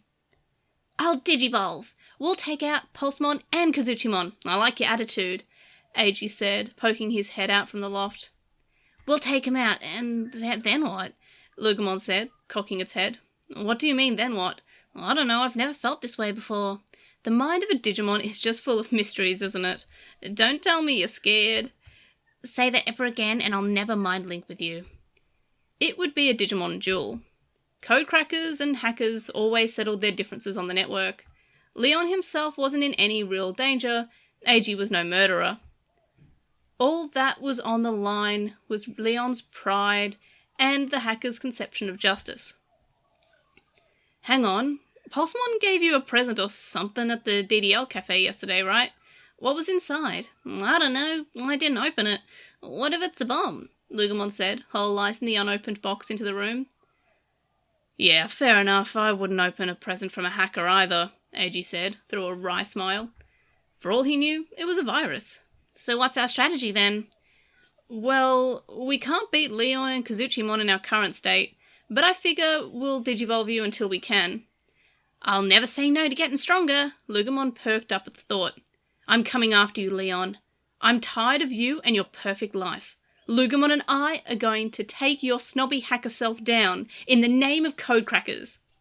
Eiji would earn Professor Usenji's trust, even if that meant knocking off the professor's top student. That would open doors for him, lead him to success. Eiji began formulating a plan, dictating it to Lugumon as he went. He was ready to take Leon down a peg, just as Tartarus asked. Chapter 2, Part 10. No hacker or codecracker has ever crossed through the firewall to explore the depths, as most people in the real world have named it, thanks to the gateway. The gateway itself is protected by a strong security layer that filters out real-world traffic to prevent data corruption. So long as this digital world security system remains in place, neither human nor Digimon will have an easy time getting in. Not even the Digimon in the War Slum have an easier time of it. But on the network, there's no such thing as an impenetrable firewall. Every so often, holes open in the firewall. Those holes and the disturbances they create, dubbed vortexes by those in the real world, resemble tornadoes and hurricanes. The vortexes have been known to get close to the War Slum and, on rare occasions, directly threaten the lives of the Digimon that live there. Pulsemon zipped along, a bolt of lightning hopping from one place to the next, closing in on a set of coordinates. It was somewhere around here, Pulsemon said, once again taking its physical form in an area just beyond the rusted coast. The place was a dumping ground. Junk data flowed from the War Slum and piled up in this forgotten corner. Nevertheless, this was still part of the firewall, and the wall part of that was a rather loose term. It wasn't actually a solid wall, but more of a soft barrier. There was nothing like it anywhere on Earth. If there were a planet out in space made of, say, liquid metal, that would be the easiest comparison.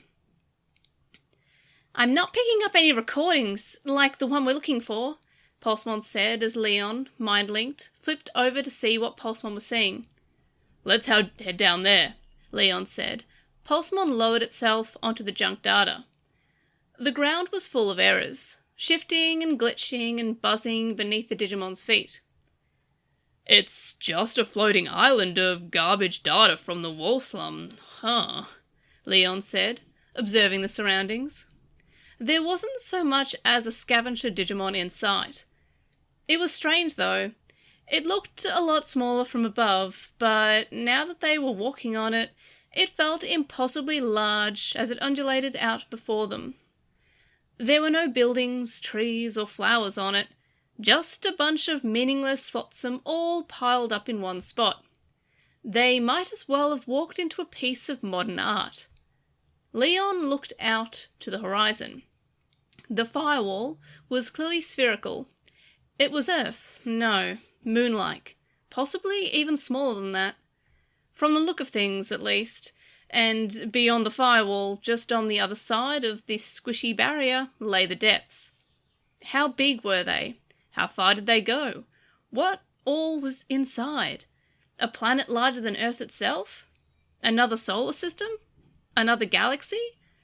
A cluster of galaxies? Maybe a comparatively vast and endless well of energy. All humanity had ever seen was the outer husk. You sure this isn't a bad tip, Leon? I don't think the leader of the SOC would show up here, Pulsemon said warily. The moment it landed directly in my account, I knew it was good. It came from an informed source, Pulsemon. Whether it came from a hacker or codecracker, who could say? Yeah, well, I didn't mean whether it was true or false. I meant if it was given in good faith or bad. And it was exceedingly possible it was the latter. If it was a false rumour, at least we'll know. That's useful intel. If it's just a fake, that's fine, but what if it's a trap? The SOC's still plenty ticked that you crashed their party on the X-Nation server, Pulsemon said, increasingly desperate to get Leon to see its side of things. If it's a trap, then we've hit the jackpot. All Leon had to do was turn the tables on the SOC and its legion of codecrackers. This place just looks dangerous is all, Pulsemon said uneasily, standing atop the flow of visual noise and garbage data. Stay sharp, Pulsemon. Uh-oh, Pulsemon yelped as the visual noise suddenly reached out and grabbed its leg. Howling fire! Gah! A fireball grazed Pulsemon as it tore through the air. Pulsemon backflipped out of the visual noise's grasp. A single smouldering line had been drawn down the island of garbage data, tracing the fireball's path. That was unexpected, Pulsemon chirped, settling into its battle stance. Hey, Pulsemon, Lugomon said, stepping into view. Hey, elite hacker, a mindlink AG followed. The piles of garbage data on this floating island provided the perfect spot from which to launch Lugomon's surprise attack. The island's out-of-the-way location in the waters just off the wall slum made it even more attractive. I was the anonymous tipster who said Tartarus would show up. AG! Leon shouted. Both of them assumed their hololized forms. It was a pretty obvious tactic, but I knew it would get you to show since you're so self-righteously obsessed with taking down the SOC and the code-cracking team. Is it fair to think of you as Tartarus's mouthpiece, then? Are you here to represent the SOC? Yeah, I am. So, you're one of SOC's leaders? Nope, just a rookie. Uh-huh. Minor impulse! A bolt shot out of Pulsemon's spike of hair and gouged a hole in the garbage data just in front of Lugomon. Bits of visual noise scattered to the wind in the wake of the blast. That was close. You're really gonna put up a fight, aren't you, Lugomon? Says the one who tried to hit me with a sneak attack. You little static shock, filthy mutt. The two Digimon were instantly heated, engaged in a tense standoff. Each had attacked the other while mind-linked, meaning any ensuing fight would literally be life-threatening for both AG and Leon. Let's cut the useless questions then. I'm not even gonna ask why, Leon growled. Leon, I was happy to see you again. It felt like it was meant to happen, but this is different. You've crossed the line, and you should know what's going to happen after what you've done to the codecrackers. If the hackers were going to act like vigilantes, they had to know there would be consequences. Did you put a bounty on our heads or what? Yeah, you're an SOC target. I'll bite. What are the conditions? Never interfere with another SOC operation, and we're good. What happened with Machinedramon on the X-Nation server is water under the bridge. Marvin and the other SOC leaders entrusted AG with setting the terms of Leon's punishment. They probably wouldn't be thrilled with his terms, but they wanted him to do it, so this is what they were going to get. All Tartarus wanted was a word of apology from Leon. That's not going to happen, Leon said, flatly. I figured. You hackers have a short fuse, and you don't know when to give up and wash your hands of it, do you? Heh, you want to avoid my short fuse? There's only one way to do it. Go on, but I don't want to hear any complaints out of you later on. Give up code cracking. If money's the issue, I might be able to help you with that. Financial assistance. What a Leon way of thinking. It irritated AG so much that Leon might as well have declared war instead.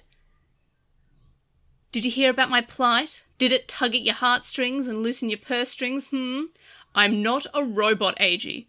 I can afford to help. I chose this life. I decided this was how I wanted to win the game of life. And now you come to me and you want to betray my ideals for money? AG could hear his pulse in his temples. He didn't know it was possible to get this worked up in the digital world. Betray your ideals? I don't understand. Isn't the money why you got into code cracking in the first place? A grim expression fell across Leon's face. He couldn't, for the life of him, understand what AG was driving at with this outburst. You don't get it. I might be new, but I'm already a pro. Run along back to school and quit messing with my job.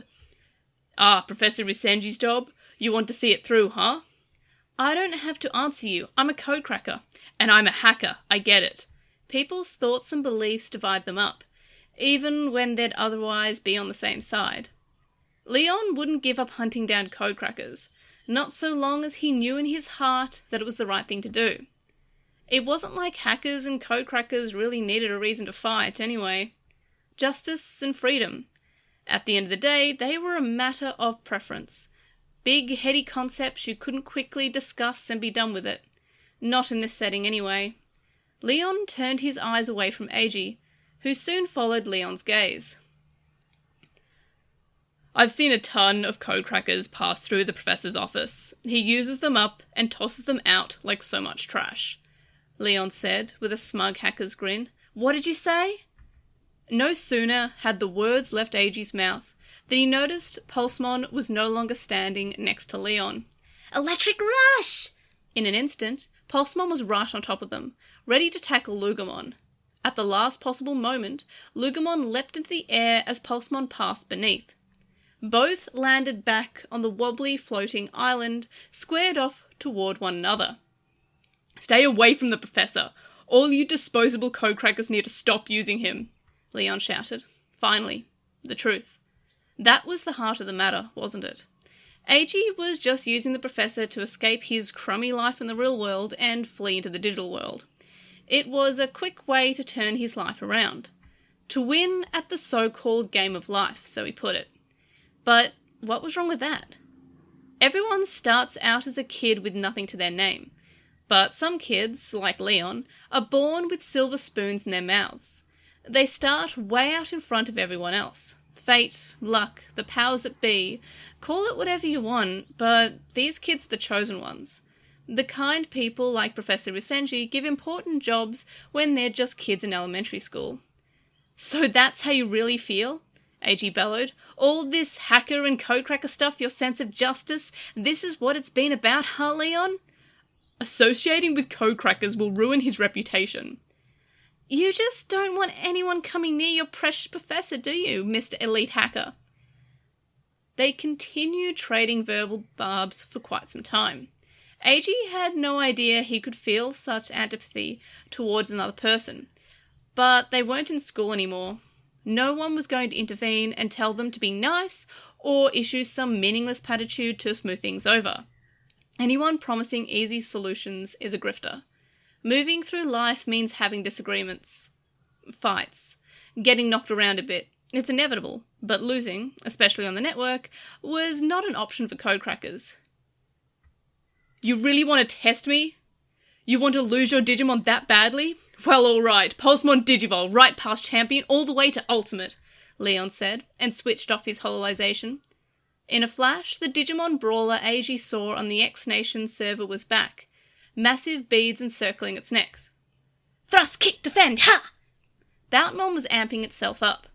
Its fists wreathed in lightning. A long, muscular leg sliced through the air before smashing back down on the ground, causing the entire floating island to tremble. Boutmon took a deep breath. The karate kata practice was complete. The fight was about to begin. "Keep it together! Boutmon's just as bad as powerful as we expected," Lugmon said, sizing up their opponent. "Marvin was lucky to escape last time, but today we're going to beat him," Eiji barked. "Wouldn't be in a dangerous place like this if I weren't ready to fight." This was all, after all, where vortexes come from. Eiji and Lugmon figured it would make for the perfect place for a showdown. "Lugmon, Digivolve!" Lugmon assumed their Lugarmon form, as Eiji cut his hololization. His line of sight merged with Lugamon's. The fiery wolf and electric pugilist stared at one another. They stared each other down on the floating island of garbage data that was their battlefield. "Still stuck at champion, I see. But don't think for a minute I'll let my guard down, Eiji," Leon said to himself. Neither he nor Boatmon could afford to get complacent. "Let's go, Lugarmon, just as we planned."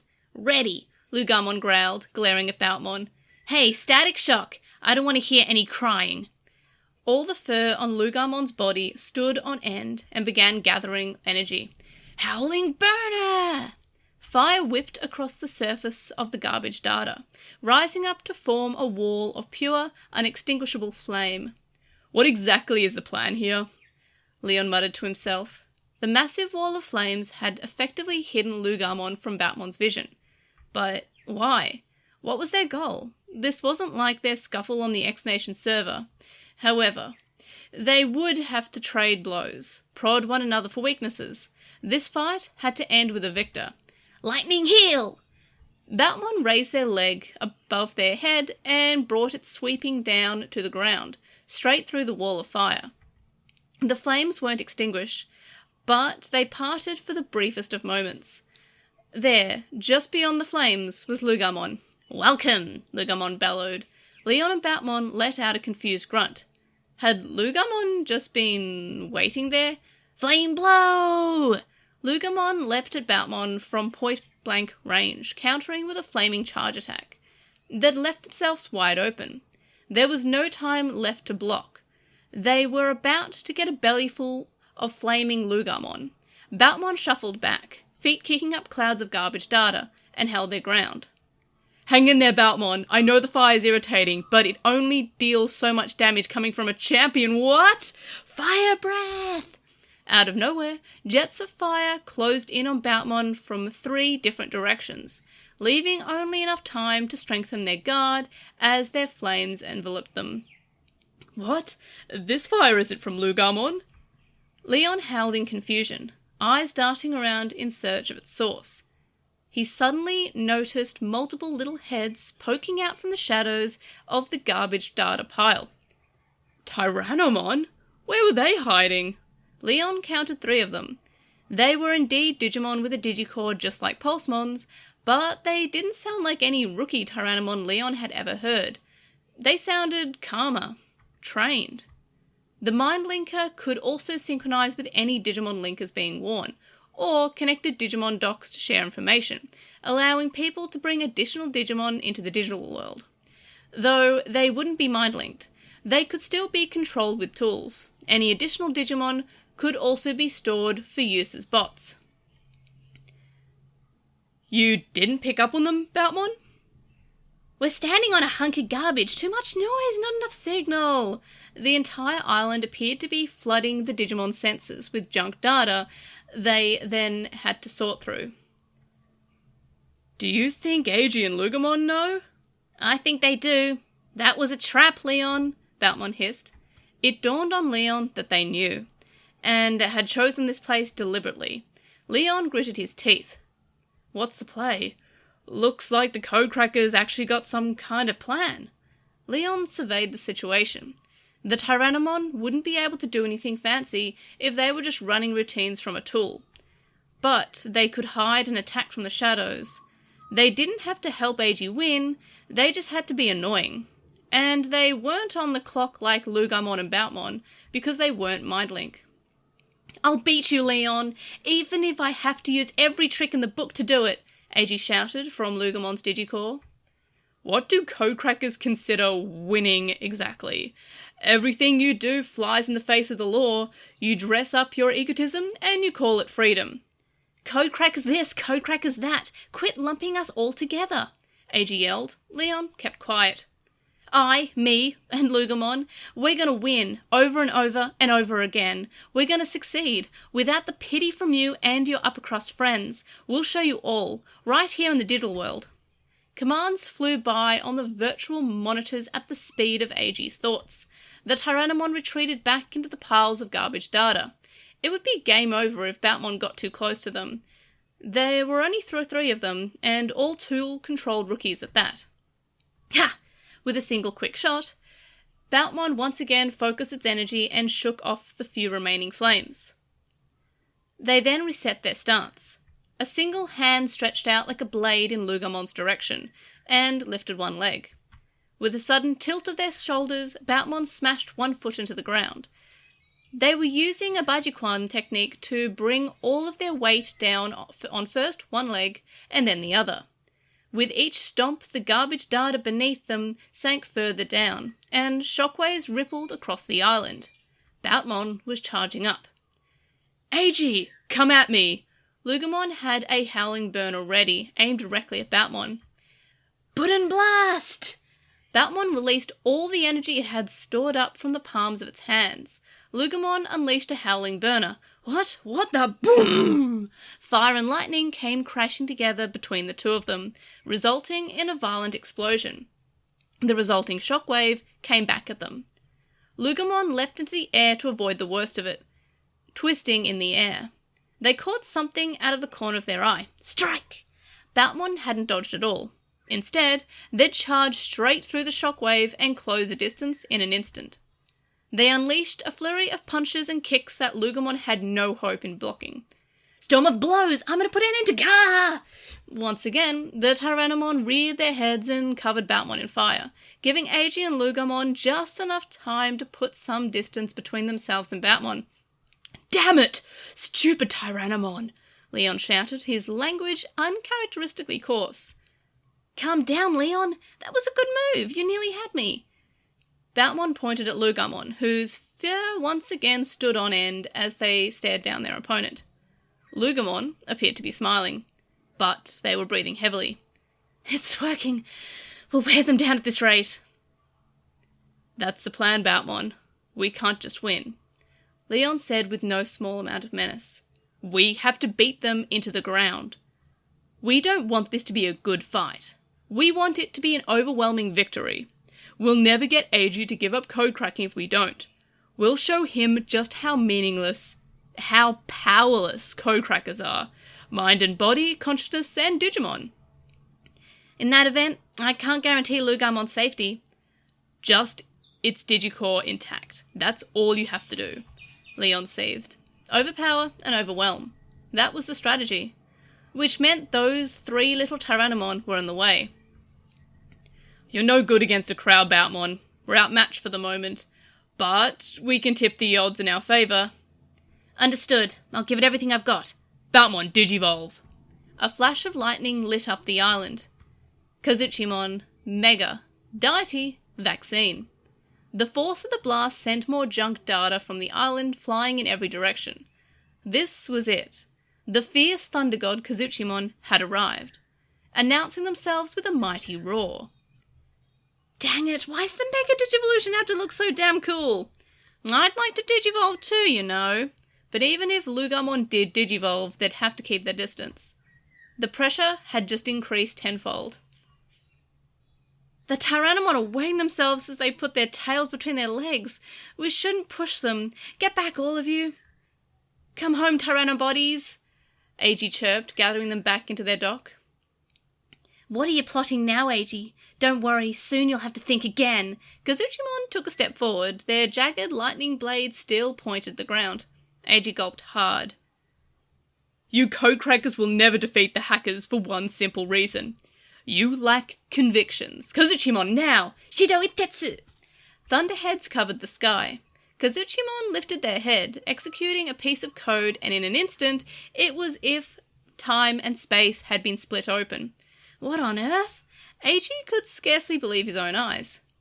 It's a digital barrier! They're trying to trap us in their own private link! Lugomon yelled. They tried to escape, but it was too late. The electromagnetic barrier had already touched down, cutting them off from the rest of the digital world.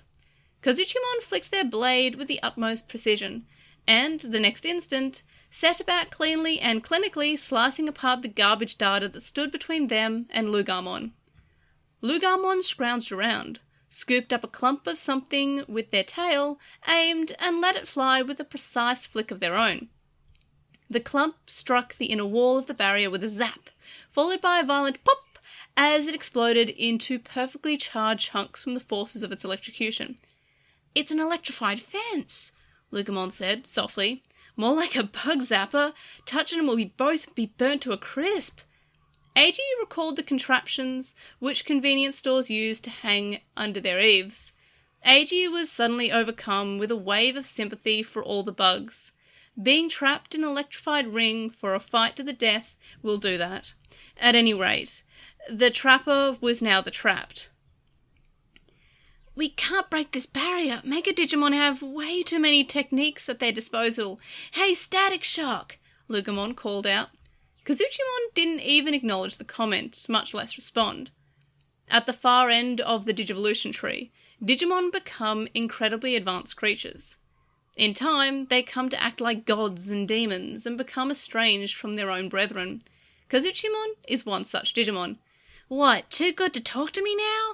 Lugamon continued, trying to goad Kazuchimon. You think you're a god now or something?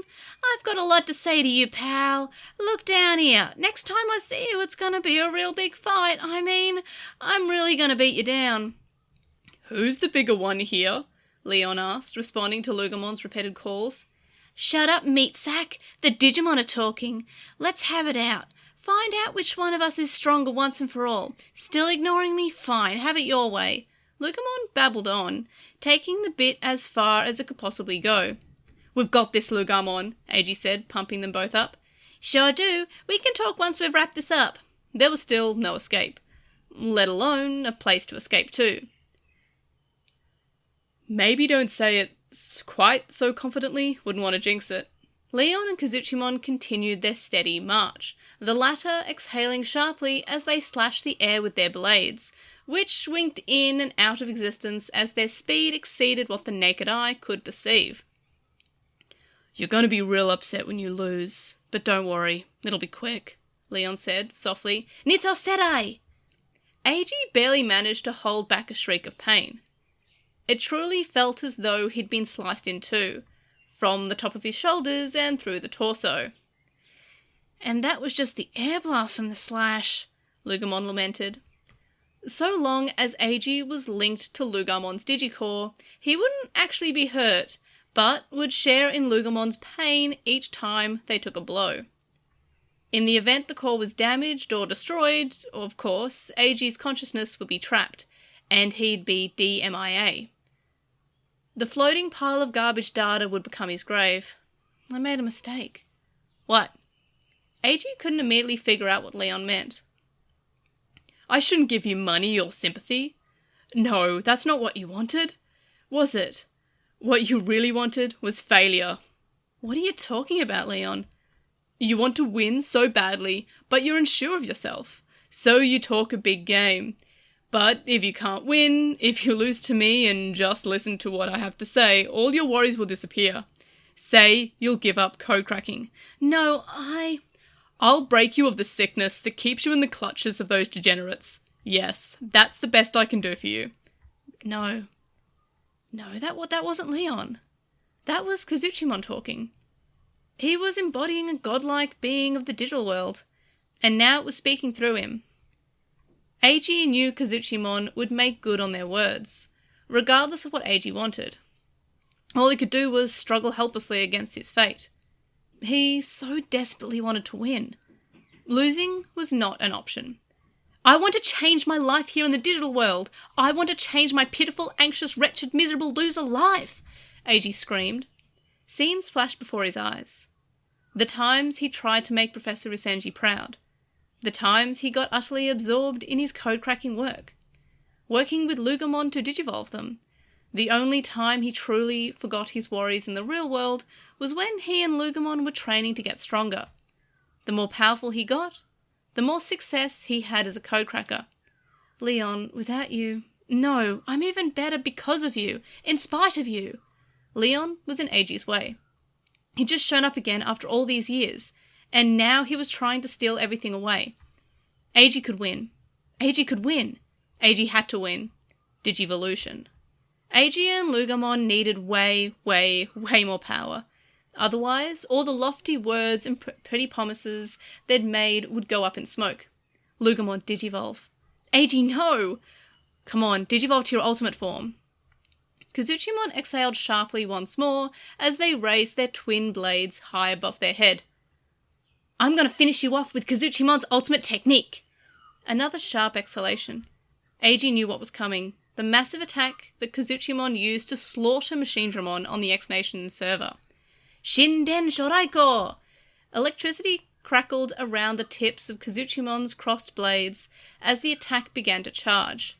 Time and space seemed to condense. It wouldn't take long, but the Shido Itetsu would make sure it landed. There was no escape. You want me to walk all over you on my way to the top? Fine, because I'm gonna win! Eiji shouted at the top of his lungs from within the Digicore. Lugomon, digivolve! Chapter 2, Part 11. That creature can digivolve no further. The soft glow of digivolution faded, revealing a writhing black mass where Lugomon had been just moments before. That creature had no legs, like a snake, yet it was covered in legs, like some sort of insect. It wriggled, scraped and clawed across the ground with alarming speed, making the most of the surprise generated by its hideous form. The next instant, it was right in front of Kazuchimon, sinking its teeth into the deity's throat. Kazuchimon broke its stance, dropping its lightning blades as it grabbed at the creature, desperate to tear the monstrosity away. Alas, the creature's fangs were already in too deep. Trying to tear the beast off would only do more damage to Kazuchimon's throat. What is going on? Eiji, meanwhile, now found himself in a completely silent Digicore. He'd been shut out of any incoming information. The virtual monitor now displayed a blue screen, like a computer entering recovery mode. All he knew, given the feed of what this new form saw, was that they were firmly attached to Kazuchimon's neck. The exceedingly strange part was that he couldn't sense his partner Digimon's presence. He input a command but got no response. What on earth had become of Eiji's partner Digimon? My commands aren't getting through? My tool's disconnected. Hey, Lugomon! Did you digivolve? Hey, who are you? Grrrr! The loud roar assaulted Eiji's ears. He was almost certain blood would start trickling out of them any minute now. He slammed his fist against the blue-screened monitor in desperation. The error occurred again, but at least this time it was accompanied by the bare minimum of information. Ultimate, Digimon Beast, Virus. Eiji's partner had reached ultimate level, at least as far as the stats were concerned. They'd done it. The Digivolution was a success. Eiji kept trying to call out to the partner whose name he no longer knew, but there was no response save for the meaningless noise, which sounded like the low growls and rumbles of a beast. Lugomon digivolved. They made it to ultimate level. Together they would win. They did this in order to win. But this was a mistake. The thing was going berserk. Eiji heard a voice over in his comms. Kazuchimon's voice. Leon's voice. Your Digivolution failed, Eiji. It's out of control, Leon shouted. Eiji's consciousness felt that would be the blood draining from his face, were he in his body. Out of control? Failed? Eiji repeated absent-mindedly. As Digimon digivolve, their specs get a boost. Their attack, stamina, speed, and perception values all go up. And the process may also dramatically increase their processing speed. The process isn't always smooth though. Errors can and do occur, like an insect failing to fully transform in its chrysalis or a vulnerable freshly molted crustacean. Except when a Digimon fails to evolve, it can cause them to go berserk. Text streamed down Eiji's monitor. Error codes. Endless streams of them. No, there's no such thing as success or failure with Digivolutions. The professor said so himself, so I take that back. But you've lost control of your Digimon, Eiji, Leon said. Eiji could just make out Leon's voice above the sea of noise and feedback. Eiji's senses were still online, so the creature hadn't lost consciousness or otherwise shut down. The mind link was still active too, but Eiji couldn't communicate with it, either mentally or through the usual tools and interfaces. You dug your own grave, Eiji, forcing it to digivolve like this. Leon's voice rose above the noise again. I forced Lugumon to evolve? Eiji asked, stunned. We can consciously encourage Digivolution over the mind link, but it's a double-edged sword. The Digimon is heavily influenced by its partner's consciousness when digivolved that way. Well, that explains it. I digivolved Lugumon so we can defeat you. But why? At what cost? Then what? Why? Eiji, whether you acknowledge it or not, just look. Look at this misshapen, out-of-control, ultimate-level Digimon. Halugumon, Ultimate, Dark Beast, Virus. Kazuchimon's scan turned up a name. Halugumon, marked with Mind Link and Berserk tags. The hideous image of the now hideous partner Digimon burned itself into Eiji's consciousness. The Hellfire Demon Wolf. Its upper body was now lifted off the ground, its arms more muscular, making it almost bipedal compared to Lugumon. That upper body, however, was now completely skeletal. The jaw now clamped down on Kazuchimon was just that, an exposed jawbone. Its massive teeth sunk into its rival's neck. Massive claws erupted from the ends of the arm bones. Where there would be meat on those bones, there was now pure hellfire. Its legs were completely wrapped in what looked like dark bandages. Its once fluffy tail was now a fiery whip of bones and flame. Ultimate level, Halugumon. This was the deity-eating wolf's final form. Had Fenrir, the wolf who kills Odin in the Legends of Ragnarok, been real, Eiji imagined this was more or less what it would look like. But why? Why had this happened? The answer was obvious, and Leon had said it himself. Eiji willed it to happen. This is my fault? He'd done it to win. He just wanted to win. Even if that meant crushing Leon underfoot. He wanted to be strong enough to win. He had asked, and he had received. Halugumon would win. It might sacrifice the lives of others, or its partner, or itself, but it would win. Anything it couldn't eat, it would crush underfoot. Eiji couldn't stop it, as much as he wanted to now. It had a firm grip on Kazuchimon's windpipe, and it wasn't about to let go. Lugumon, hey, Lugumon, buddy, come back to me. Eiji carried on screaming, but there were no commands being issued. Eiji, locked in his partner's digicore, was just more noise. Leon analysed the data on his monitor through the pain of the attack on Kazuchimon. Halugumon's got a virus attribute. Its instincts are to corrode and destroy. Seeing as it was no longer listening to its partner, it was likely to destroy any data that happened to land in front of it, and continue to do so until it, just like a virus, was itself destroyed. I just don't understand. How could a mega-level Digimon like Kazuchimon get caught flat-footed by an ultimate? Was it all down to the sheer potential of Eiji's connection with his Digimon? Leon felt the first tendrils of anxiety creep over him. An alert went off, drawing his attention. Kazuchimon, what's... Ah! His eyes darted to the timer almost instinctively. The sea line. He couldn't stay mind-linked much longer. You've dug your grave too, Leon, Eiji said feebly. Was this your plan? To wait me out? The caution line and the limit line, as defined by Professor Usenji, represented mind-linking spigots' risk. Eiji and Leon had accepted that risk in order to have a chance at reaping the rewards. True hackers and code crackers weren't looking for peace of mind in the digital world in the first place. Anyone who did was a mark. And here they were, putting their time, their lives, on the line for a chance to stake their claim to something in the digital world.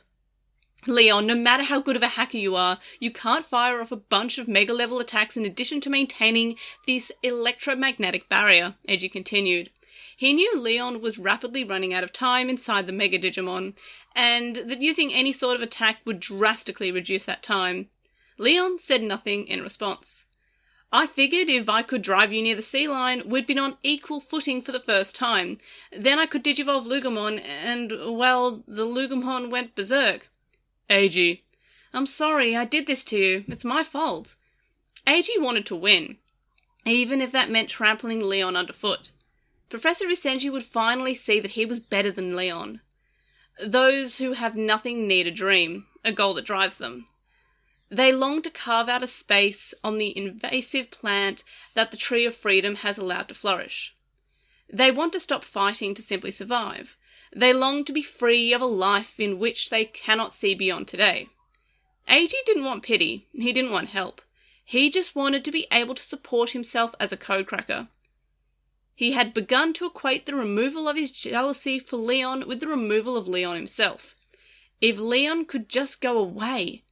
It all happened unconsciously, but somewhere deep down, Eiji had been aware of it every step of the way.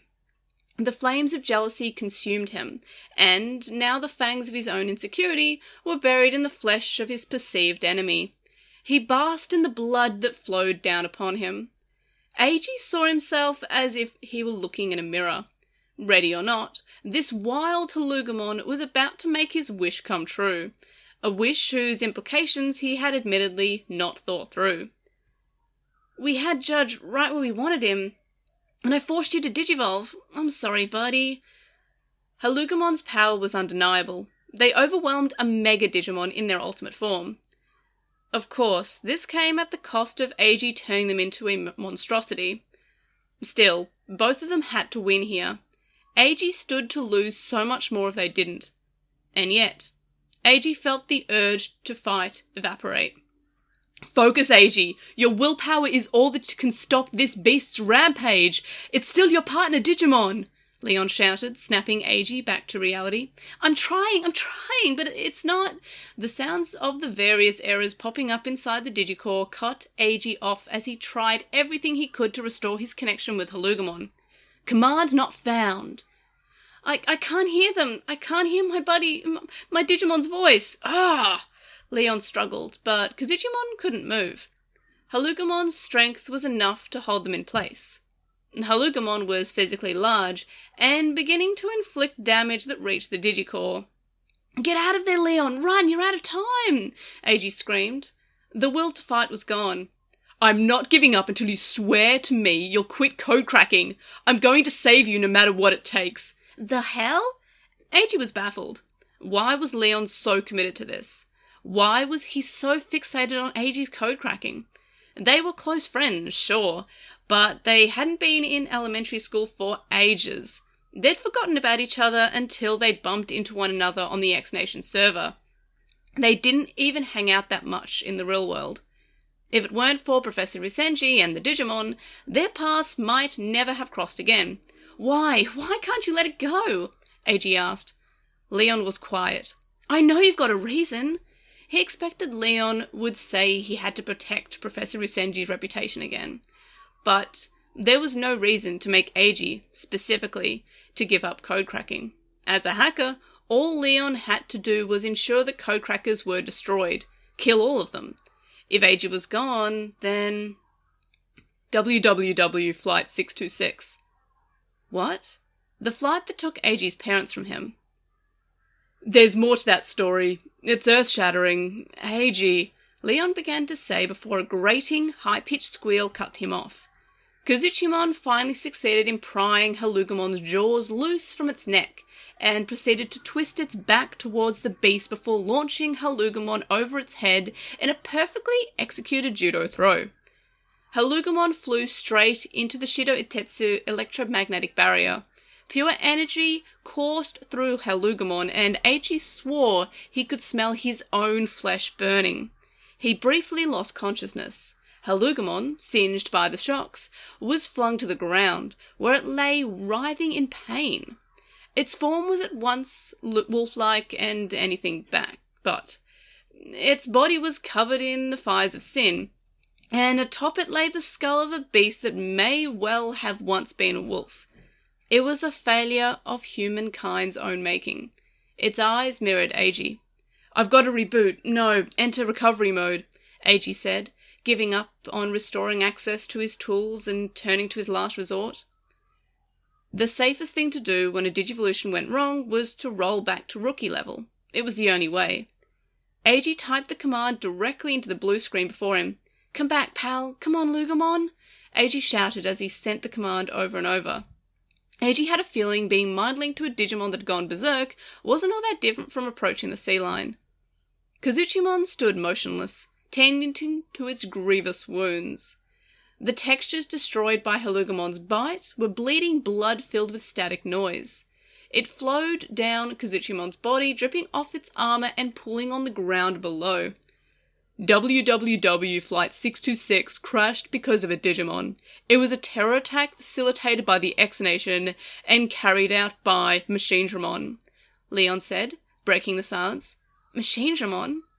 The cause of the flight's disappearance and crash had long been listed as unknown, but Eiji knew a Digimon was behind it since he started his journey as a codecracker. This was the first he'd heard of any specifics, however. If Leon was telling the truth, what would Eiji have done had he known during the attack on the X Nation server?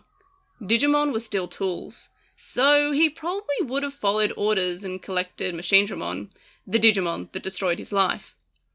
"I put all the pieces together when we were talking at the cafe. I didn't know your parents were on that flight. I didn't look closely at the passenger manifest. I'm sorry," Leon said. "Why are you apologizing?" Eiji said, puzzled. "It didn't have anything to do with Leon, did it?" "There was a fierce battle being waged on the network while the flight was in the air. The US Army's cyber counterterrorism unit was working to prevent the terrorist code-cracking team from downing the flight." "You're serious?" "So, the United States Army had its own version of Japan's Digipolice. Not stopping that incident, the terrorist attack, is my biggest regret. It hurts me to think about it, even now, but I won't ever forget it. So I have to confront it and overcome it. I was at the scene of a terrorist attack, Eiji, working to prevent it as a hacker." Leon was in high school. He fought a group of terrorists alongside a group of hacker cops, trying to stop a Digimon committing an act of cyber warfare. That wasn't the scene of a terrorist attack. It was a war zone. He'd just learned how to mind-link under his own power, and he was helpless to stop what was happening. He couldn't keep up with the superior team of codecrackers he was up against. The terrorists broke through the Army's line of defense and completed their mission. The rest was history. WWW Flight 626 crashed in the Pacific, killing everyone on board. "I couldn't save your parents, even though I had the chance," Leon said mournfully. "Why? I still don't understand why you'd apologize." "Because you were my best friend, Eiji." Leon always said what he meant. He was honest to a fault. "You didn't kill them. The messed up dictator from the X Nation and his team of terrorist codecrackers did." Eiji hadn't changed his mind. Eiji had no reason to be mad at Leon for the death of his parents. So why did he feel the need to apologize? "But it's my responsibility as a hacker to uphold justice on the network," Leon said. If you continue down this path as a codecracker, you'll be caught up in a Flight 626 situation of your own someday. You might even be the one committing the act of terror itself." "Quit treating codecrackers like we're all the same. I wouldn't do that." "Are you sure?" You've already helped the SOC attack the X-Nation servers, and now you're letting your Digimon run amok. Whether he'd intended to or not, Eiji started to see a path where he would eventually do as Leon said. He was quickly running out of counter-arguments. I will break the cycle of pain and anguish created by the Digimon crimes you and yours commit. That's why I became a hacker. To fight for justice. To put it in Eiji's terms, this is my life, my livelihood, I can't let you destroy it, I'm going to save you instead. Kazuchimon raised their twin lightning blades once more. Eiji was stunned. I've crossed the sea line, but I can spare one more attack's worth of time. Dispel the Shido Itetsu, Kazuchimon. We've got to stop that Halugamon. Then, I'm going to take you back to the real world, Eiji. Before Kazuchimon could make a move, however, an awful roar tore through the air, scrambling their senses. The ground shook beneath them, sending small shockwaves through Kazuchimon's body. What the heck? I can't. What's going on? Eiji yelled, disoriented. He couldn't stand the noise. It was less like someone struck a massive temple bell next to his ear, and more like he'd been tossed into some sort of junkyard scrapper, tearing apart a car, or dropped into a compactor, crunching down on a bunch of metal. What on earth? Leon said. He'd told his first lie. He didn't have enough time.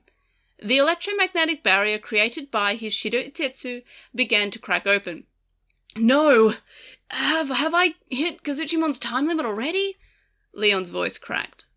He watched as the once impenetrable barrier his Digimon constructed briefly tore apart, then shattered like so much thin ice. Kazuchimon hadn't lowered the barrier. Something had broken it from the outside. The barrier shattered to reveal a massive hole. A vortex. The yawning, wireframe chasm looked like a gigantic black hole. Kazuchimon's barrier had kept them completely unaware of the vortex forming right next to them, and now they were right on top of the latest vortex to spawn from this well-known hotbed of vortex activity. Eiji heard Marvin's warning echo in his head. Never approach a vortex. Eiji had no real frame of reference for how big this one was compared to the others, but it had to be at least as big as a soccer stadium. It moved slowly, spinning as it went, sucking up any and all data in its path, including the junk data that formed the island beneath them. Something began to emerge from the depths. A defender, manifested from the deep. Mega, type Holy Knight, attribute vaccine. It is known as a Holy Knight, a guardian deity, one of the 13 Royal Knights of Yggdrasil, and many other titles. Though it had no wings, it looked like an angel adorned in battle armor. Royal Knight Omegamon! Eiji and Leon exclaimed. It was humanoid in form, and on its right arm sat the Supreme Cannon, capable of freezing stars with a beam fired at absolute zero. On its left arm sat the Transcendent Sword, a peerless blade which was now inscribing system-level code for the digital world. Delete all. Chapter 2, Part 12. Eiji began to see the light. The big, bright light everyone says to avoid. Halugamon, the Hellfire Demon Wolf, had taken the brunt of the Holy Knight Digimon's blast, leaving half their body frozen solid. Deep inside the Digicore, Eiji, his consciousness anyhow, quietly ceased breathing. Eiji's last memory would be of a cold so far below freezing it felt like everything was on fire. No amount of concentration could overcome the shock of the cold. He felt as though his entire body, such as he conceived of it inside the Digicore, was stiffening, and no amount of concentration could force his muscles to move. He treaded water, desperate to stay conscious and focused inside the Digicore as it threatened to grind to a halt. It was all slipping away. The Digicore, Eiji's consciousness, his life. Poor Halugamon, the misshapen, misbegotten, unformed ultimate Digimon, was now frozen in place, convulsing, unable to run wild and free. Omegamon raised the Transcendent Sword with its left hand. The Royal Knights were digivolved to destroy. They were Mega Digimon, but also in a class all their own. Their specs were immeasurable and unknown. No one had ever successfully communicated with one, and thus no one knew what their goals were, if they had any. Delete all. The moment the transcendent sword on which those words were engraved ran through Halugamon, there'd become so many scraps in the vortex. Eiji's consciousness would be consumed by digital noise. It was hopeless. Eiji confronted certain death for the first time in his life, and there was nothing that he could do about it. It would visit upon him soon enough. He had to let go of his obsession with winning. Let go of his crack! Eiji felt the force of a blow, but not on his body. Something had come between Halugamon and Omegamon. Lugamon! I know that voice. Eiji swore he heard Pulsemon's voice. The little static shock. He focused his attention on the virtual monitor. Leon? It was Kazuchimon. They'd charged in from the side and tackled Omegamon, wrapping up the Digimon's leg and letting momentum and gravity take over. Eiji watched as both Digimon dropped into the gaping maw of the vortex. The Digimon fell, intertwined, into the deep, dark pit of the vortex. Omegamon glared at Eiji and Halugamon as it steadily, rhythmically, thrust its elbow into Kazuchimon's back. Kazuchimon held fast, dragging the knight down into the unknown. Kazuchimon had made its choice. They fell deeper and deeper and deeper still, until they were both out of sight. Eiji! A voice. Leon's voice. Crackling and distant. So distant. He was still in Kazuchimon's Digicore. Leon, let go! You'll drop straight into the vortex! Eiji screamed. This is Royal Knight. Stronger than Mega. Holy Knight. The last... Leon's voice was cutting out more frequently now, but Eiji knew Omegamon was one of the system administrator's gatekeepers, tasked with guarding the firewall. There was no way Eiji would be able to communicate with it. He also knew that Omegamon would do its duty, preventing any real-world data from entering the digital world, impartially, fairly, instantly. This Holy Knight would bring Leon and Kazuchimon a swift death. Leon! Leo! I'm sorry, Eiji. I can't hear you anymore. I don't even know if you can hear me. I tried to save you. I'm so sorry. I just didn't know what else to... Silence. One last sharp elbow loosened Kazuchimon's grip. Omegamon, finally free, turned to flee the vortex. Shido Itetsu! Kazuchimon's electromagnetic barrier formed once more. You're not getting away! Leon used the last of his mind-link power to seal Omegamon in with him. It wouldn't be quite so easy for the indestructible Digimon to break this time.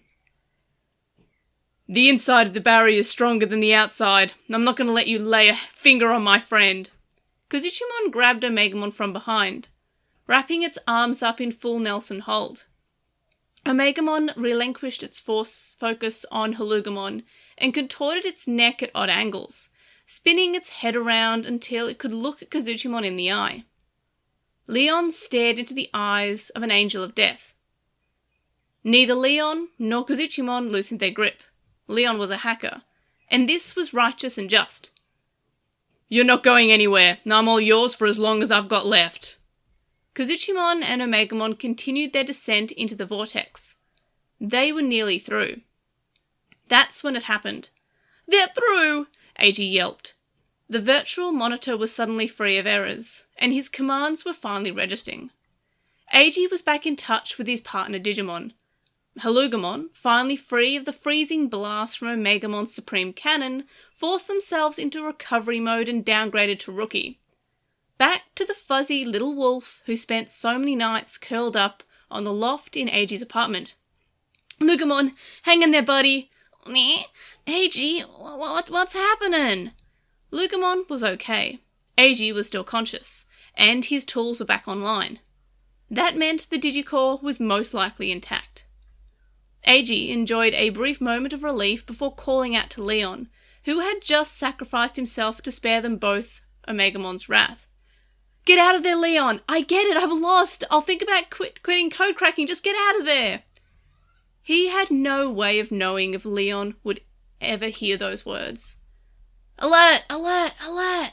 Alarms were going off in Kazuchimon's Digicore, with Leon's consciousness locked inside. The mind-link timer on the virtual monitor tool had long since hit 0. He was well over the time limit now. Kazuchimon, arms still locked around Omegamon, disappeared into the depths of the vortex. A moment later, the hole in the firewall closed without a sound. Eiji tended to Lugamon's injuries as they sat alone on the island of garbage data. There was nothing more to do. And that was it for Chapter 2. Now, next week, according to the official Digimon WebNet Twitter account, there will be an intermission released on Sunday the 17th of September, with Chapter 3 starting the following Sunday. I'm not sure how I'm going to be doing the release for the intermission, be it on its own or combined with Chapter 3 at the start before Chapter 3 Part 1, but I'll decide what to do once it releases and go from there. So basically I'll either just have it before Chapter 3 Part 1 in the full recording, or I'll just do it on its own little thing between Chapter 2 and Chapter 3. It depends on the content of it. If there's a lot going on, if there's not too much, I'll probably just combine it. But in terms of my own coverage of the rest of Seekers, I'm going to be releasing the full recordings for Chapter 3 and onwards, as I have done and as I will do with Chapter 1 and 2. However, from now, each weekly segment I'm going to be uploading to Patreon for backers pledging $10 or more each month. So per week, if assuming that there is a segment, if so far it's been every week, so if there's one every week, I'll release one every week. If we get, for some reason, one every day again, I'll do it every day, though fairly certain from now on it is just a week per chapter part. So basically, as soon as there's a chapter part, I'll do my recording and I'll be uploading that to Patreon in whatever its 10 to 30 minute chunk it is in. And then, of course, for the full version of the recording, I'll do the same thing as I have done for Chapter 1 and Chapter 2, is that I'll be recording this and releasing it on Patreon, the full version on Patreon, about a day before the public release. So if you don't intend on pledging to Patreon, you'll still be getting this full recording as you are listening to it now. You'll just be getting it on like the day after the chapter concludes in its full on Digimon.net. But if you do want to have the audio readings each week in little segments of however they are released on Digimon.net, you'll have to check out the Patreon for that. But you're not losing anything, is my point here. You'll still be getting the full edited together version as you are listening to now. But if you want it earlier, there's the Patreon that's available there. So thank you so much for listening to another full, I think this one is an hour longer than Chapter 2, so a full 4 hour long reading of Digimon Seekers. So thank you so much for listening. Again, I'm not a professional audiobook reader, I'm not a voice actor or anything, this is just me doing my best. I was quite sick, I had a pretty bad cold. It might have been the flu, it wasn't COVID, but it was a pretty bad cold. At the start of Chapter 2, I also completely lost how I was doing voices once I was better. I felt like I had a pretty good voice for Marvin, but then once I was fully recovered, I completely lost that voice. I feel like it was something that was fairly similar to Phantomon's English dub voice in Digimon Adventure, the first season. So, again, I'm not a professional voice actor. I'm not trained in this. I don't do audio readings. This is just something I'm doing for fun, and because a lot of people were requesting it, and it's kind of fun to be recording it each week and doing terrible voices. But again, I'm sorry if you wanted something more professional. I'm not a professional actor or anything, so It is what it is, but I had fun and I hope you did as well. So you can contact us, stay updated, etc. So you can leave us a comment on this episode on YouTube to join in the conversation. And for a full list of ways to find out about the podcast and the channel across the internet, so YouTube, TikTok, Twitch and Twitter, head over to my link tree, which is linktr.ee/LostinTranslationmon. If you enjoy the podcast or videos or even my silly little posts online, you can show your support by signing up on Patreon, get some cool rewards and help me hit some milestones.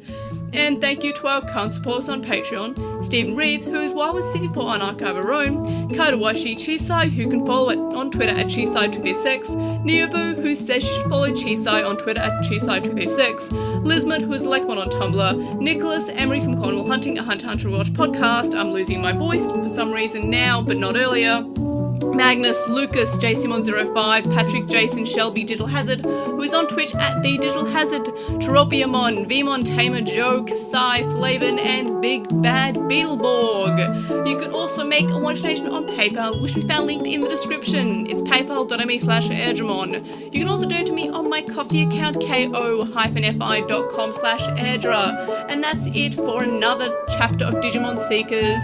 As always, I will be doing a review of this chapter over on YouTube in the next few days, so make sure that you're subscribed, etc. Click that bell or whatever I meant to say. And yes, so that's it for another chapter, and I will hopefully see you on the next one. Bye!